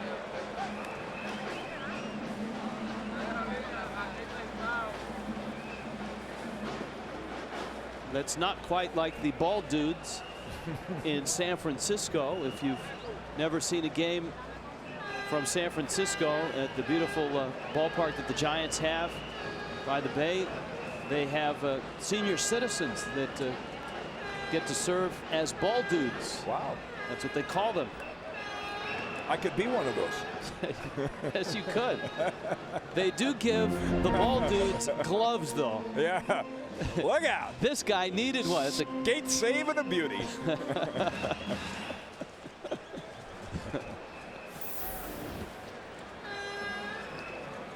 Yeah, and he's getting a few text messages from the folks at home who saw that.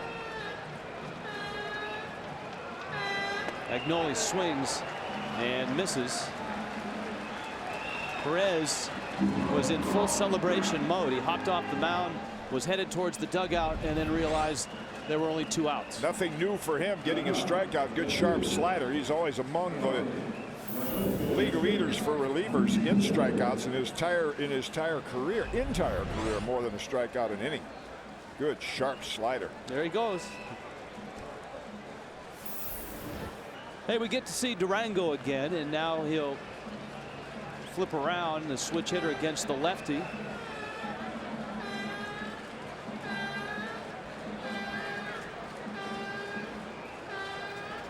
He has been on base 6 times in just a game and a half.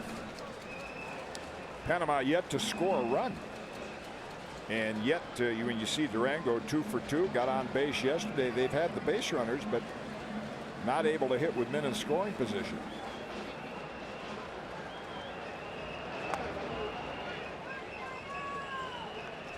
No swing. Durango's just 22. Kevin Towers and the rest of the Padres organization like what they have here. He hit .305 last year in Fort Wayne. Single A ball.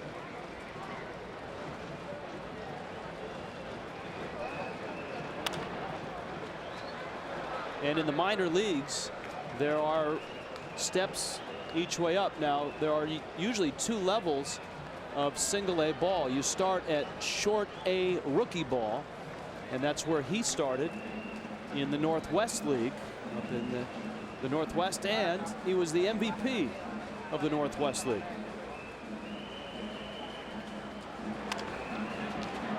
Line drive, they finally get Durango out. And now Perez can head to the dugout, and he does so with a 6-0 lead. Sights and sounds from San Juan. Very nice with that Latin beat. I like it. And you know that Latin beat will be loud, loud, loud tomorrow night when Puerto Rico, the host team, takes on the Netherlands. Yelier Castro comes out of the bullpen for Panama. Example of what you referred to last inning, Rich. You see 34 games in the minor leagues with Rome. But Panama, about a AA classification team in the words of Hector Lopez. And for those of you that missed yesterday's games, we talked about the minor league system where A is the lowest classification. AA has a lot of young prospects that could get to the big leagues someday. AAA more some older players that are possibly on their way down. Reyes chops one to second. And then you have the major leagues, and realistically Carlos Lee, the big threat in the Panama lineup, but other than that they're probably about a AA classification team, so it would be a surprise for them to beat a experienced all-star team like the Dominican. There's Carlos. Best at bat was his last one. Hit one out to left field and he thought was gone, but it's an indication how hard Olivo and Cruz hit theirs. You gotta get all of it to get it out of left field here today. Here's Taveras. Willie with an infield single to drive in a run back in the 3rd. And Castro, it was a good arm, a guy that Hector Lopez has been. Boy, he's got a nice motion, and not surprising the Atlanta Braves would be interested in. You talk about the Dominican Republic specializing in shortstops, and Puerto Rico in catchers, Venezuela in shortstops, and the Atlanta Braves have sure developed a lot of pitchers. Boy, this guy's got a fluid motion.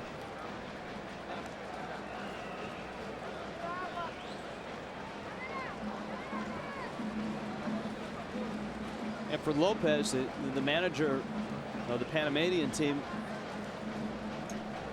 he was talking about his best arms are kind of at the back of his bullpen. We saw Corpus, and here we see Castro. And the hope is that the next time the World Baseball Classic comes around, some of these young Panamanians will have a chance to mature. Maybe some get to the big leagues and have some big league experience for the next time around. Now, one of the things that I like to look at with a pitcher's motion is watch the hip turn, the leg turn. Show the hitter your hip pocket. Nice high leg kick, and the ball gets out of the glove in a hurry and gets up in the throwing position. That one slipped out a little bit, the breaking ball, but boy, he's got nice motion. Chavez comes across. Ouch. And a collision at first with Zuleta and Taveras. Willie is up and all right. Well, we've seen a couple of those, and Zuleta has a habit as a first baseman of backing into the foul line. A high hop, got to get rid of it in a hurry, and just make some contact with Zuleta on his way by. The first baseman gets the inner half of the bag, and the base runner gets the outer half. Looks like they met in the middle. Actually, it looked like Zuleta was certainly in the ground that he should be in, but Taveras caught the middle of the base. Taveras is at first. Here is Fernando Tatis. Happens in a hurry.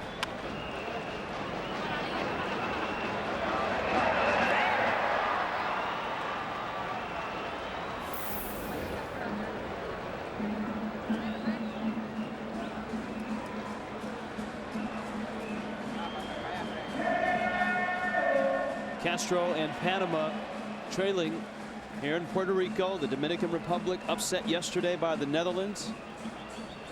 The Netherlands and Puerto Rico will meet tomorrow night. If the Dominican Republic can hold this 6-0 lead, they will get the loser of that game on Tuesday night.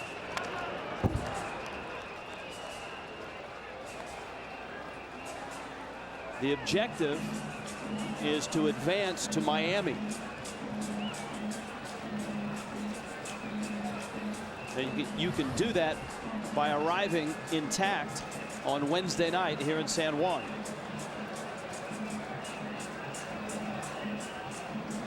Of course, you could run into Venezuela, the USA, when you get to Miami. And don't count out Team Canada.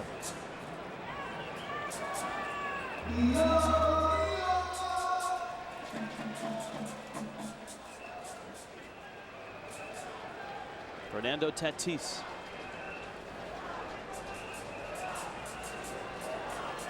A New York Met.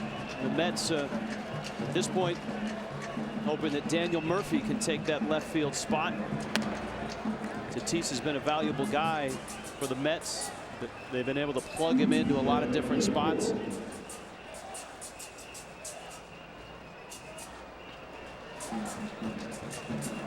So we told you earlier, he's a guy that stopped his major league career, sat out for a couple of seasons. Hanley Ramirez is on deck. Big breaking ball. And Castro strikes out Tatis.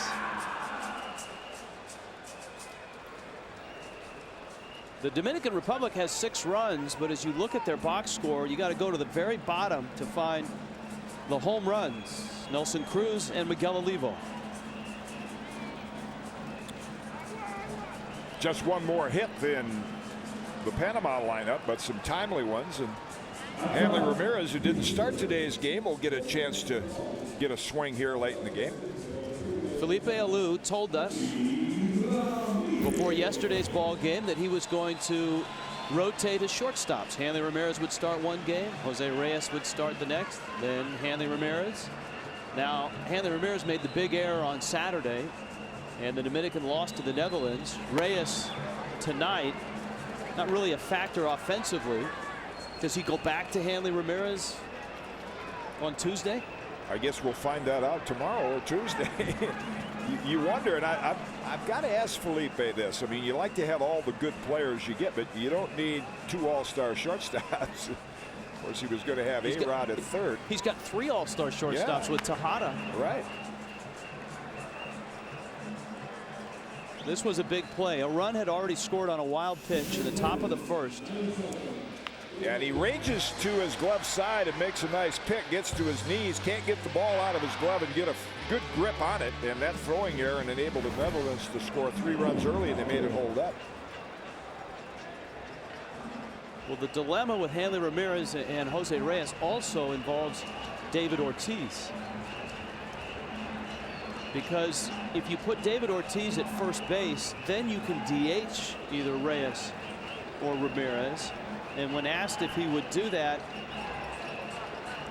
Felipe Alou said, I don't want to do it on this surface, not on the AstroTurf. Maybe if the team gets to Miami and it's a natural surface there at Dolphin Stadium.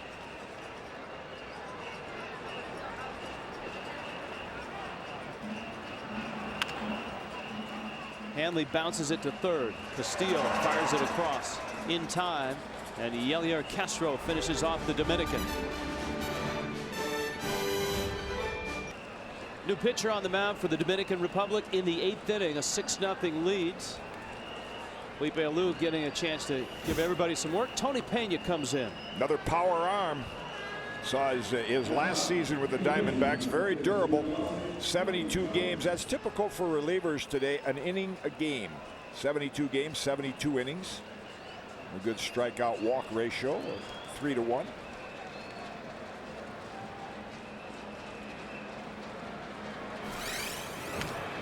And in the 8th here, Angel Chavez fouls a pitch back. Ruben Rivera and then Carlos Lee also scheduled. The Dominican Republic has bounced back after the big upset yesterday, a 6-0 lead. We've talked about the strikeout walk ratio, 3-1. Yesterday we had a fine young lefty from Team Panama came in that had like an 11-1. Hector Lopez said I could use him again today, but he's not going to do that with a young kid. And that was Alicier Navarro, 19 years old. Well, it looks like he's 15. Yeah.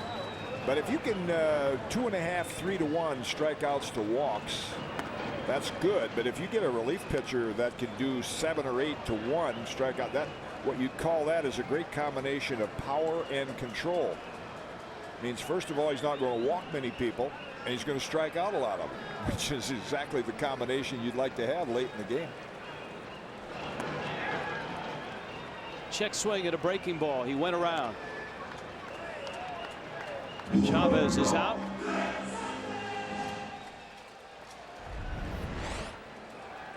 Well, that is a sharp, appeared to be a slider. Went almost straight down. And couldn't hold up in time, said Eric Cooper, the home plate umpire.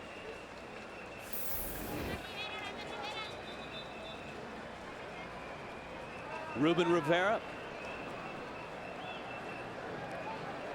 who is 0 for 2.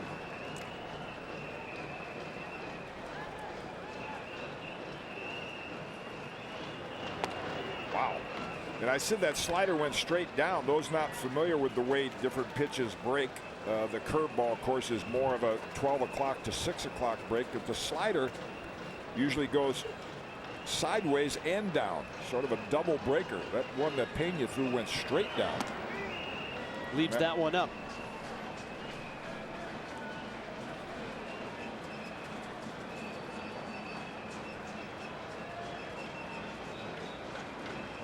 Nine seasons, parts of in the big leagues. Never reached his potential when he came up with the Yankees in the late 90s. Another product of Panama, like Ramiro Mendoza, today's starter, and Mariano Rivera, their Hall of Fame closer, future Hall of Famer. Rivera was thought to be the Yankee right fielder for years to come. Just waiting for Paul O'Neill to retire, and he just never reached that potential. Live arm, a lot of power, could run.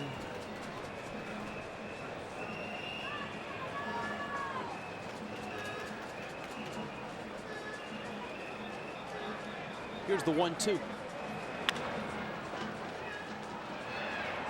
In the hole, Reyes makes the play. World Baseball Classic tomorrow. We start things early. Korea and Japan. And then on to Mexico City. We'll be here for the surprising team from the Netherlands against the host team, Puerto Rico. And then Italy and Canada from the Rogers Center tomorrow night.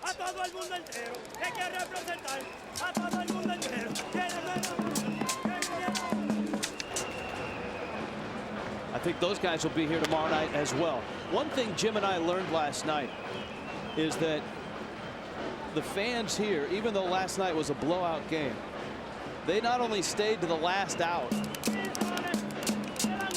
they stayed to the last dance off the bag. And El Caballo has himself a hit. I mean, 20 minutes, 25 minutes after the ball game was over last night, the party was still going on here. They are the antithesis of Dodger fans. Those of you not familiar with the fans of the Los Angeles Dodgers, here's a shot of Carlos Lee finally getting a hit, found the right spot, hit it off the bag.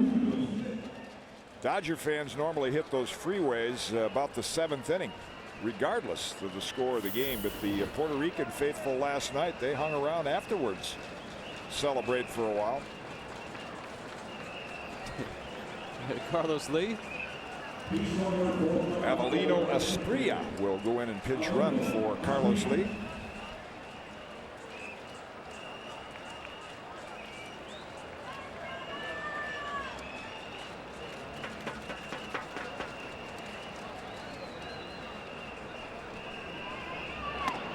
Asprilla making an appearance here.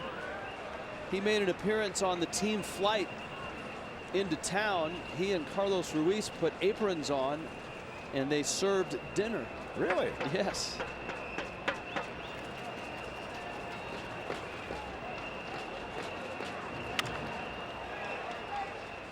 Apparently no one took any photos, though. I haven't seen that yet. Zaleta bounces out. Pena works an uneventful 8 in Puerto Rico. 6-0 Dominican.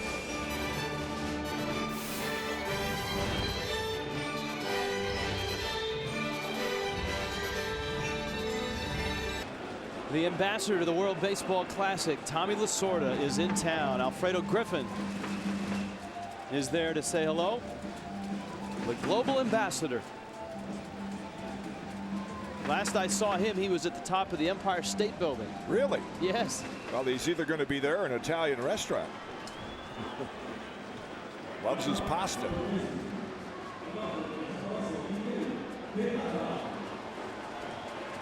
So Tommy Lasorda is in the house. Javier Castro is still on the mound for Panama. And Miguel Tejada with Robinson Cano and Jose Guillen.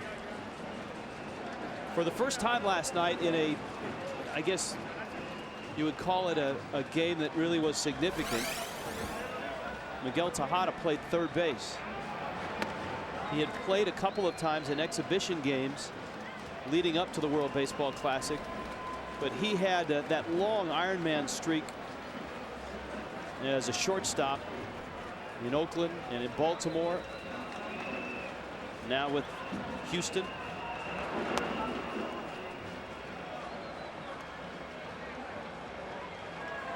And of the 3 all-star shortstops, he's the guy that ended up at third base.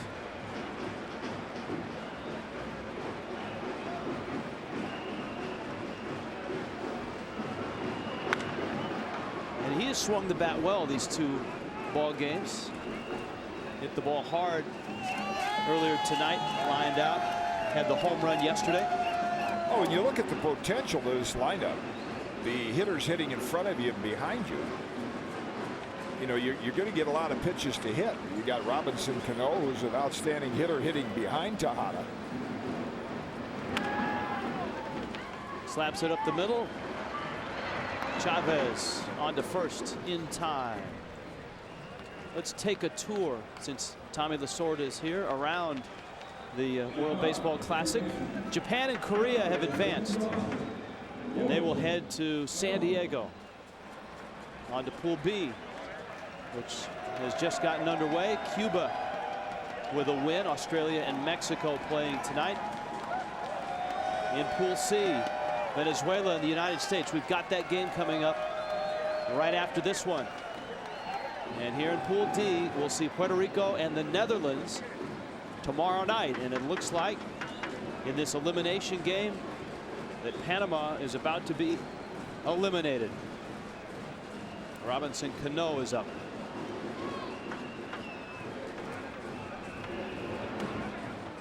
Mentioned in a lineup, Rich, hitters getting pitches to hit depending on where they fall in the lineup, and you know that's what Carlos Lee is faced with. He doesn't have a lot of protection in that lineup. If a pitcher has an option, he's not going to let Carlos Lee beat you. He's going to pitch around him. But in a lineup as deep as the Dominican, you're not going to give too many free passes other than the big poppies, so everybody's going to get pitches to hit.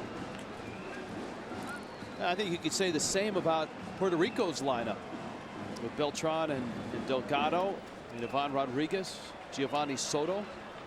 Yeah, and to explain pitches to hit, I mean, people say, well, doesn't everybody get pitches to hit? Pitchers want to throw strikes, sure, but they're going to be a little more cautious when they have a weaker hitter in the on-deck circle. Try to get the hitter to expand the strike zone and chase pitchers' pitches. Can't really do that with a quality lineup like the Dominican has. Got to challenge all of them. Felipe Alou has Jose Bautista on deck.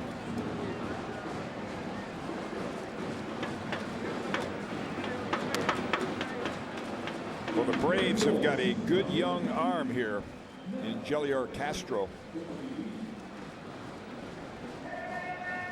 21 years old. He follows up Manny Corpus, who was strong out of the bullpen. Ramiro Mendoza started this game for Panama. He went 4 innings. He gave up 5 runs, including the 2-run homer to Miguel Olivo. Canoa's aboard.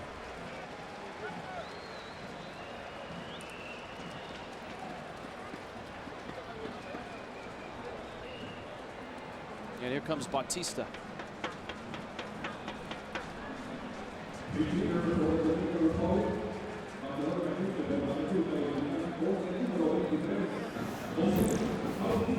Bautista currently with the Blue Jays, a Pittsburgh Pirate for a while.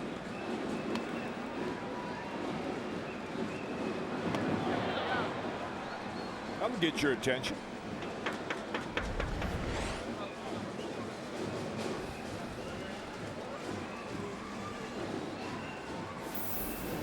Ruiz is out to calm down his young pitcher. Roy Oswalt and Armando Galarraga coming up from the Rogers Center. It's not a bad rotation when you can start with Peavy and Oswalt.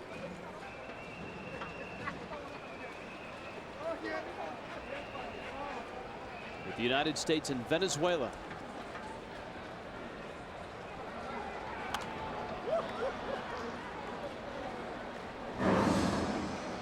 One ball, one strike. Just another example of the quality of baseball all around the world when you mentioned the starting pitcher for Venezuela, Galarraga. Off to a great start in his career with the Tigers.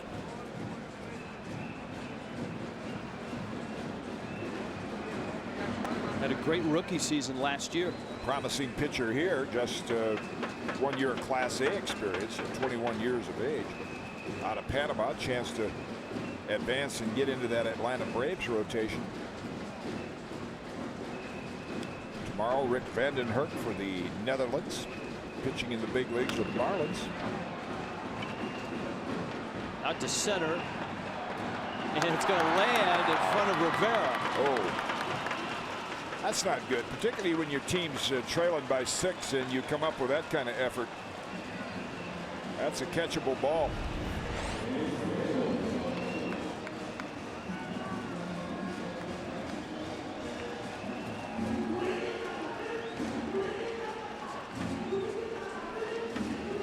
It's going to go as a base hit for Bautista. It doesn't make skipper Hector Lopez all that happy. A little bit of a drizzle starts here. Nelson Cruz comes up. Talk about that Venezuelan team, and with Armando Galarraga starting the ball game, they've got Felix Hernandez coming out of the bullpen as well. Carlos Silva started the first game for Venezuela.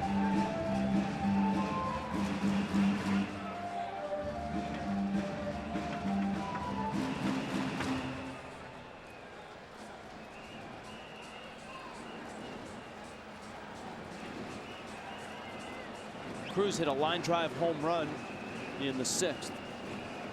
He's got 3 hits this weekend.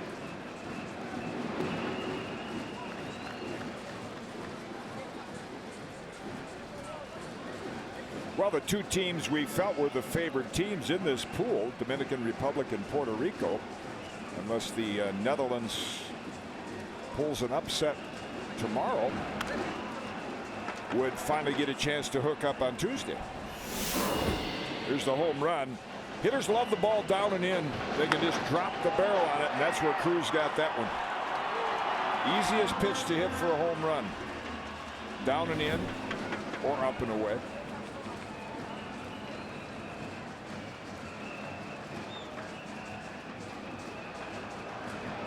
Which is why pitchers are trained to pitch up and in and down and away.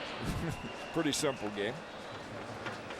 In your long major league career, how many of these did you hit home runs? Not as many as I gave up.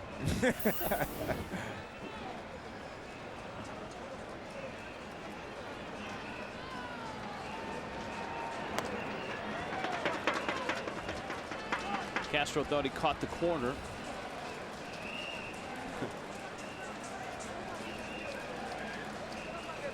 Cano and Batista on base.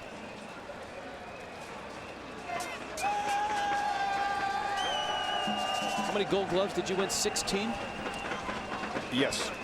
They gave me 16. Well, don't know if I won all of them. Where? Now that's the first time I've ever heard a Gold Glover admit that maybe reputation played into it. The first time, really? Yeah. Oh, I think that plays into a lot of them, particularly for pitchers. Well, it's not the first time I've heard it said, but it's the first time I've heard a Gold Glover say it. Oh. No, it's a pretty subjective. You know, again, stats are so overdone in this game, and that's not one based on stats, but there's a lot of good fielding pitchers. There's a lot of good fielders at every position, but usually it goes to a pitcher that's pitched a lot of innings, or a fielder that plays on a regular basis. Those not familiar with what the Gold Glove Award is, it's an award given to supposedly the best defensive pitcher at that position. Greg Maddux, the all-time Gold Glove winner for pitchers with 18. We saw Pudge last night. What's he got, 13? 13. What do you do with 16 Gold Gloves? Do you have them around the house? Do you keep a couple in the kitchen? I had a lot of them auctioned off for a foundation for a former teammate of mine who passed away of ataxia, Bob Allison. I don't know how many people remember Big Bob, who played right field for the Twins for years. I have a few of them hanging around. And the Gold Glove is voted on by managers and coaches. Yeah, and it used to be voted on by players, which is always rewarding anytime you get voted an award by your peers.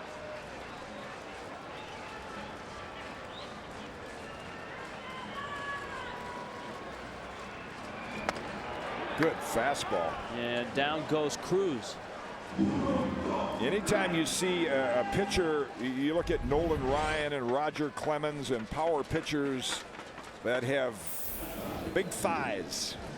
That's where the power comes from, and Corpus fits that category. Blew that good example there. Cruz hit the home run on a pitch down and in, struck out on a pitch up and in. A little tougher to catch up with.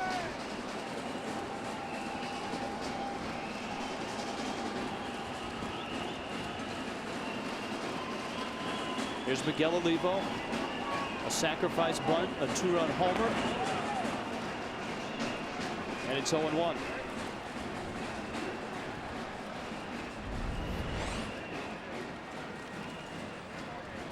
Good breaking pitch from Castro, I'm sorry.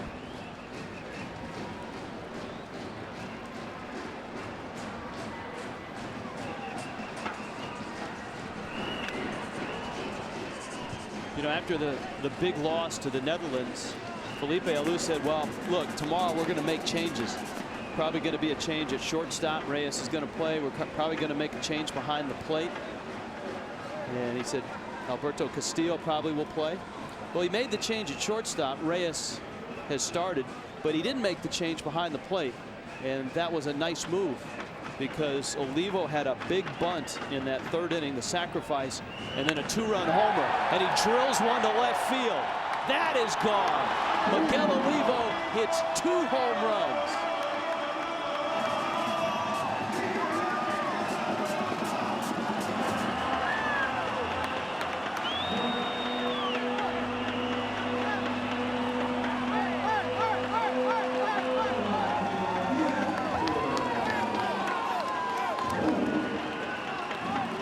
That was a great move by Felipe Alou to leave his catcher in there. Olivo has responded. He sure has.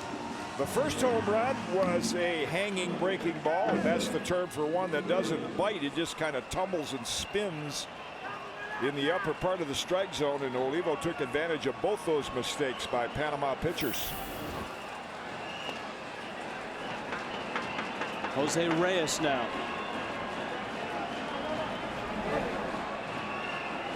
(9-0).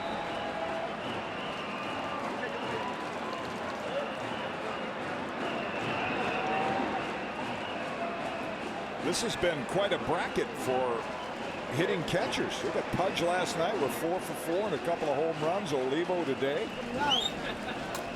And of course, on the flip side, it was Kenny Janssen with his throwing arm and not his bat that helped the Netherlands win. Reyes takes a called third. We go to the ninth. The big bats have come out for the Dominican Republic. Miguel Olivo, for the second time, goes deep.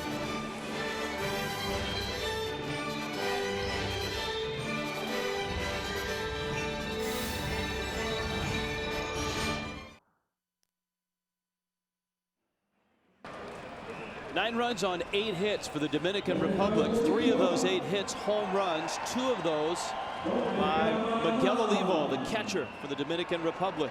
And it's all smiles tonight after getting upset by the Netherlands yesterday. And with a comfortable lead, Felipe Alou able to go to one of his last seasoned relief pitchers, Pedro Viola. That's what you see of his numbers with the Chattanooga Lookouts last year. Strikeout an inning. Pretty high walk total, but he has the luxury of resting Marte, Damaso Marte, and Marmol, a couple of his relievers. He'll save them for Tuesday's game. Tuesday's game will be against the loser of tomorrow night's game, the Netherlands and Puerto Rico.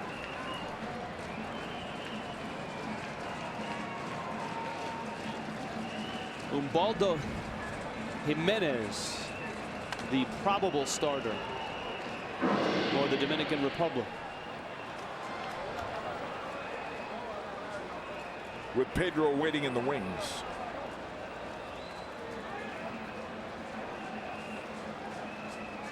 That will be an elimination game. Wow. They just keep coming out of the bullpen with live arms.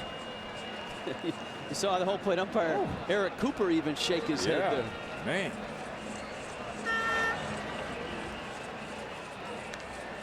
Perez, the lefty, Rafael Perez came in with plenty of heat.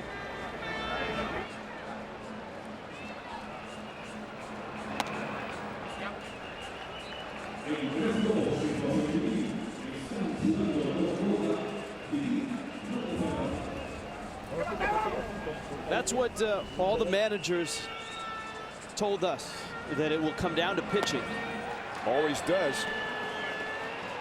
Particularly at the end of the game if you get a close game. And this is an ideal situation for Felipe Alou because he doesn't have to use his #1 relievers. He can use his less experienced ones and make sure they're fresh for Tuesday.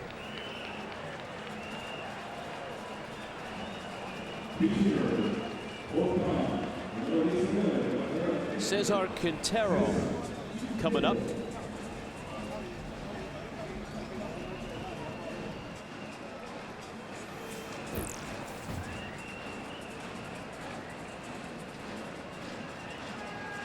And Panama will head home, eliminated in Pool D.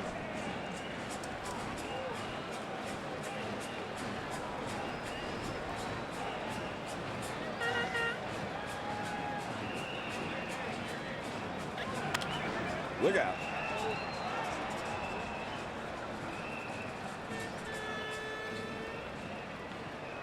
Hanley Ramirez.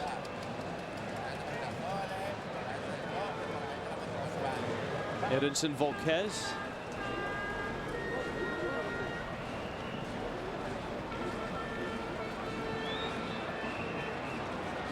I think everybody assumed that tomorrow night it would be Puerto Rico and the Dominican, and that would be a nice showcase, showdown, big time crowd, all of that. And of course the Netherlands, with the upset yesterday, that changed the whole bracket.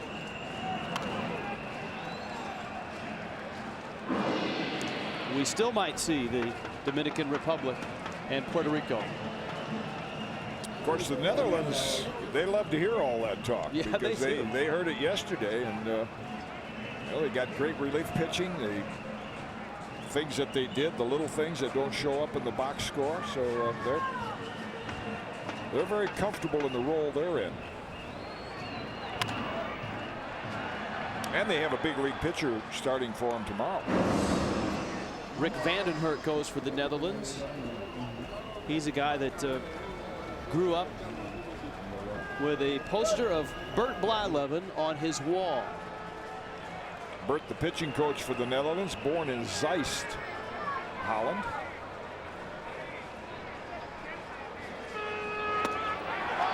Strike 3 called, and there's 2 outs here in the 9th. Ian Snell, who is a strong little right-hander from the Pittsburgh Pirates, will get the start for Puerto Rico. Good fastball in the inside corner, and the luxury that Jose Oquendo has is that with a big lead last night, he's saved some of his relievers like J.C. Romero, some of the lefties he has down in the bullpen. High pop-up, and this will do it. The elimination game has eliminated Panama. And the Dominican Republic bounces back from one of the biggest upsets in international baseball history yesterday to beat Panama. And they do it with the long ball. 2 Miguel Olivo home runs, a Nelson Cruz home run, and great pitching as well. And so the Dominican Republic will play on Tuesday night. Yeah, more what we expected to see from the Dominican team today. Some timely home runs, good pitching by Johnny Cueto. Didn't make mistakes in the field like they did yesterday. And Felipe, a little wave goodbye to his compadre Hector Lopez. Here's how this one started.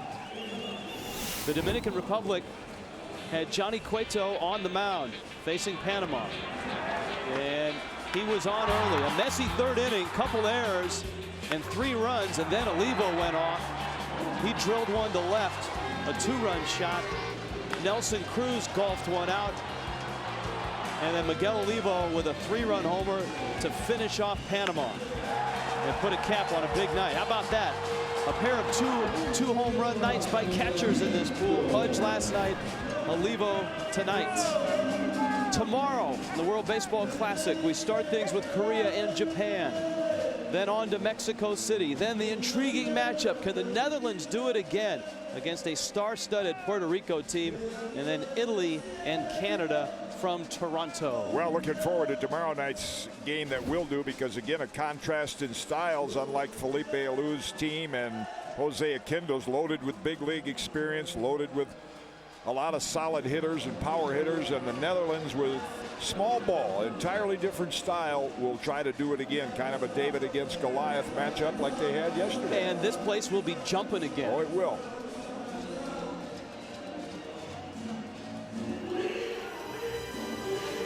Day 2 here in San Juan. The Dominican Republic trying to bounce back, and they have. We are headed up a little later on up to the Rogers Center in Toronto for the United States and Venezuela. Roy Oswalt, Armando Galarraga, the pitching matchup there. Tonight here, Panama eliminated. Miguel Olivo and the Dominican Republic still alive. And a great game tomorrow night with the Netherlands, and Puerto Rico awaits us. For Jim Cott, I'm Rich Waltz, our entire crew here in San Juan. We will see you tomorrow night.